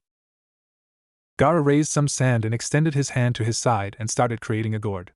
I want you to make a gourd that will hold your sand, but before you do that I want you to bring out more sand out. You don't need to merge your chakra with the sand, so you can have a gourd like I do back in my house, and I will tell you that later. Naruto nodded and concentrated chakra on the sand near his feet again. More sand rose up and combined itself with the one that was spiraling around Naruto. He extended his arm in front of him and imagined himself creating a gourd. The sand stopped spiraling around him and started circling in the same spot till it formed a gourd. Gaara nodded and took out something to tie the gourd with. After the gourd was secured, he raised it and put it behind Naruto. The blonde boy took the ends of the belt with which Gaara tied the gourd and secured it to stay behind him. Alright, that is all, but from now on you will need to tie your gourd around yourself by your own, said Gaara. Nah, no problem, it isn't that bad anyway, replied Naruto, grinning. Now I need to go and do my stuff. I want you to continue training till I return. Use the sand from the gourd on your back. Naruto nodded. Wait just a second, he said, and the red-haired boy turned and watched as Naruto started molding chakra, then directing it to the gourd. The back of the gourd, which was visible, started to shape. The head of a fox appeared on the up part of the gourd. Gaara smirked and nodded to Naruto, letting him know that it worked, and left, leaving the blonde Jinchuriki to train. Konoha, Hokage Tower. The Rookie 9, Team Guy, Jiraiya and Tsunade were in the Hokage's office. Sakura was in front of the Hokage on a chair. Now Sakura, do you know what you are here for? Asked Tsunade, and the girl nodded. Sakura, said Kakashi, you attacked a fellow shinobi and your teammate and made him be kicked out of the village. You ignored the extents of the damage inflicted on Naruto and started beating him, continued Asuma. Thinking that the damage done to Uchiha Sasuke was more life-threatening than the damage done on Uzumaki Naruto, continued Kurenai. You ignored the fact that Naruto had a Chidori hole in his shoulder, and you continued to beat him, continued Guy. You also ignored the fact that beating him like that you might kill him, finished Jiraiya. What do you have to say for yourself? Asked Tsunade. I am as sorry, she said in a low voice. Sorry? Asked Kakashi. Do you think sorry will bring back Naruto? Do you think sorry will take his and Hinata's missing Nin status away? Asked Kurenai. Do you think that a simple sorry can cut it? Asked Guy. Do you think that sorry will make sure they won't be chased by hunter Nins for the rest of their lives? Asked Asuma. Sakura started sobbing. She didn't know what to say. She never thought that her actions would lead to this. Do you think that crying will solve anything? Asked Jiraiya. Sakura continued to cry and at the same time tried to hold back her tears. Well, do you? Asked Jiraiya, getting impatient. And no, she responded, crying. Some of the genin felt sorry for her, that is the girls, other didn't care, while Niji, Sasuke and Kiba were angry. What do you intend to do? Asked Tsunade. I don't know, she responded through sobs. I just feel be bad, I never wanted to be like this. Well, what do you know, it is how you didn't want now, is it? Asked Kakashi. Sakura nodded. I just wish that I could apologize to Naruto, she said, crying. You want to apologize? Asked Asuma, and Sakura nodded. You know that he is who knows where, right? Asked Kurenai, and Sakura nodded once again. Alright, you will apologize, you will come with us to find him, but it will take a long time to take our respect back. And know this, that if you attack Naruto when we meet him, we don't know what we will do to you, understand? Asked Tsunade, and Sakura nodded. She got up and took a seat on another chair while Sasuke took the seat where Sakura was before. Now, Sasuke, do you know the extent of what you did? Asked Tsunade, and the boy nodded, not saying anything. Sasuke, why couldn't you go by the fact that Naruto just became stronger working harder and harder? Asked Kakashi. I don't know, I guess that I wanted power so badly that I didn't care what will happen, responded the raven-haired boy. And why was that? Asked Asuma. I wanted to defeat Itachi badly. After he killed everyone, I wanted to kill him with whatever it took. Do you know that by doing so you almost killed Naruto? You almost let Orochimaru take a new vessel so he can possess the Sharingan, and do you know that this is also one of the reasons Naruto was kicked out? Asked Kurenai. Yes, I do. And what? Asked Jiraiya. If I could remake everything, I guess I know that I would make sure not to do what I did now. I just made him suffer, while people treat me like a hero and I am not, responded Sasuke, his head down. Exactly. Being a hero takes a lot of work. Naruto proved that when he defended Konoha from Gaara, when he brought Tsunade-sama to be our new Hokage, and when he brought you back, said Guy. I know, responded Sasuke. Uchiha Sasuke, we still believe in you as you were controlled by Orochimaru from Naruto's reports, therefore you will come with us in finding Naruto, but you will need to apologize to him. Did I make myself clear? Asked Tsunade, and Sasuke just nodded and moved back to where he stood before. Now what we are about to say will remain between us. Tomorrow we leave towards Suna for an important meeting with the future Kazekage. That is what you will all tell your parents, understood? Asked Tsunade, and everyone nodded. Furthermore, we will take Naruto's belongings to him. But Kakashi paused and looked at Niji and Sasuke and called them forth. He showed them the Uchiha and Hyuga scrolls and books. Do you agree for Naruto to have the scrolls and books? Said Niji, walking back to where he was. I am no longer a Hyuga, so I don't care what happens to those scrolls, but it would benefit Hinata-sama by taking them to Naruto. Kakashi nodded and looked at Sasuke that was examining the scrolls. Well? Asked Tsunade. He can have them, at least this way I can also say I am sorry. Besides, there is nothing wrong in the fact that he wants to know about the Uchiha or if he wants to learn fire jutsu, responded Sasuke. Very well then, said Kakashi, that took everything and put in a big bag full of scrolls, notes, kunai and shuriken. Tomorrow at 10 I want everyone to be at the north gate. I want you all to pack light and only the essentials. There was a chorus of hi, and every genin and one chunin, Shikamaru, left to begin packing. They left more happy than they came. They were about to visit Naruto and Hinata. At least see what they have been up to and how they are handling everything so far. After the group was out of earshot, Jiraiya spoke. You think we can trust Pinky and the Uchiha? The Uchiha, yes, I can tell by the way he talked and acted, responded Kakashi, and Tsunade nodded. And Sakura, we will keep a close eye on her. Also, I will make sure she doesn't tell anyone the truth about tomorrow's mission, said Kakashi, and disappeared in a puff of smoke. Then I guess I will head to Suna and see what the Gaki is up to, said Jiraiya. Oh no you don't, yelled Tsunade. What? You are coming with us, not alone, am I clear? Fine then I'm going to go peek on the bathhouse, he said with a pervy grin and disappeared. Throughout Konoha a name could be heard. Jiraiya. Everyone knew what he had done or at least imagined. Grass country, unknown field. Two men were walking on a grass field with no decided destination. Their long black cloaks were moving slowly around them according to how the wind blew. The cloaks had red clouds on them. They both wore straw hats on their heads and had two bells attached to them. This were the infamous Akatsuki. One of the men had what looked a sword. It seemed to be bandaged. He was just a bit taller than the other one. So what now? Asked the one with the sword on his back. I just heard a rumor, responded his companion. A rumor you say? Yes, it seems that the last Uchiha ran and was brought back by the demon Uzumaki. The Uzumaki was kicked out of Konoha for hurting the Uchiha, responded the sword carrier's companion. So your little brother decides to run away to visit that snake and everyone blames the Uzumaki. Indeed. What do you plan on doing? Asked the sword carrier. We are going to find the Uzumaki boy, responded his companion with no emotion at all. Oh? Why is that? Remember what I told you when we first met? He asked the sword carrier. Of course I do. It's time I keep an old man's promise. On the move. Gaara was in his future office looking out the window, his gourd near the desk. He sighs. When he will be named Kazekage, he will have a lot of responsibilities. He will need to ensure the future of Sunagekure no Sato to be a peaceful one. He will also need to be careful so as not to be tricked like his father was and to be sure that Suna won't go in another worthless war. He turns around and looks at the only paper that is on the table. The piece of paper is in fact an important document. This certain document is none other than the secret alliance between Suna and the possible future hidden village that Naruto and Hinata will create in 2 or 3 years' time. Gaara takes the document and reads it. Hidden village. Clearly Naruto did not think of any names so far. Kage, Uzumaki Naruto, possibility, depends on the people's wishes. Location, Wave Country. Allies, Sunagekure no Sato. Kage's signatures, Sabaku no Gaara, Uzumaki Naruto.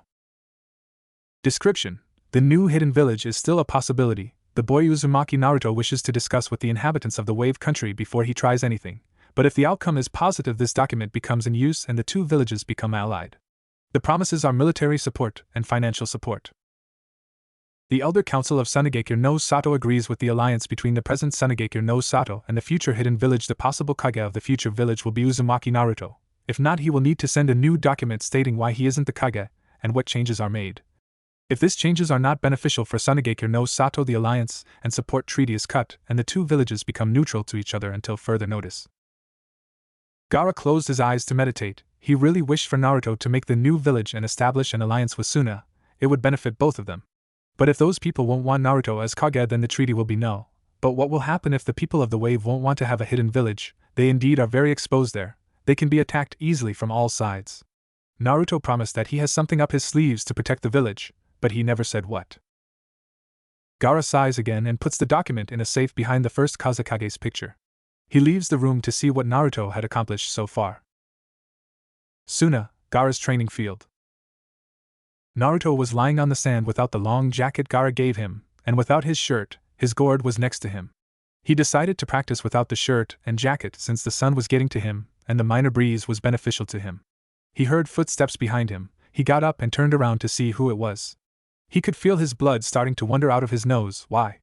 In front of his were Temari and Hinata, and while Temari was in her usual clothing, Hinata had changed her wardrobe completely.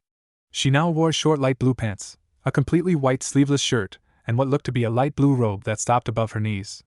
The robe put Hinata's body in evidence. Every curve could clearly be seen. The robe wasn't too thick, which made it easy for her to move, and at the same time it wasn't too open so that everyone can see her, if you know what I mean. And to add a little more touch, she was blushing a crimson red color, which Naruto thought it looked cute. So Naruto, what do you think of the new Hinata? Asked Temari after she wiped the drool of her mouth. A/N. Remember, Naruto doesn't have his shirt or the jacket on. I am ere Naruto found himself stumbling on his own words. Man, what do I say? I can't even talk anymore. She looks just like Omai. Nice, said Kyubi, whistling at the sight of Hinata.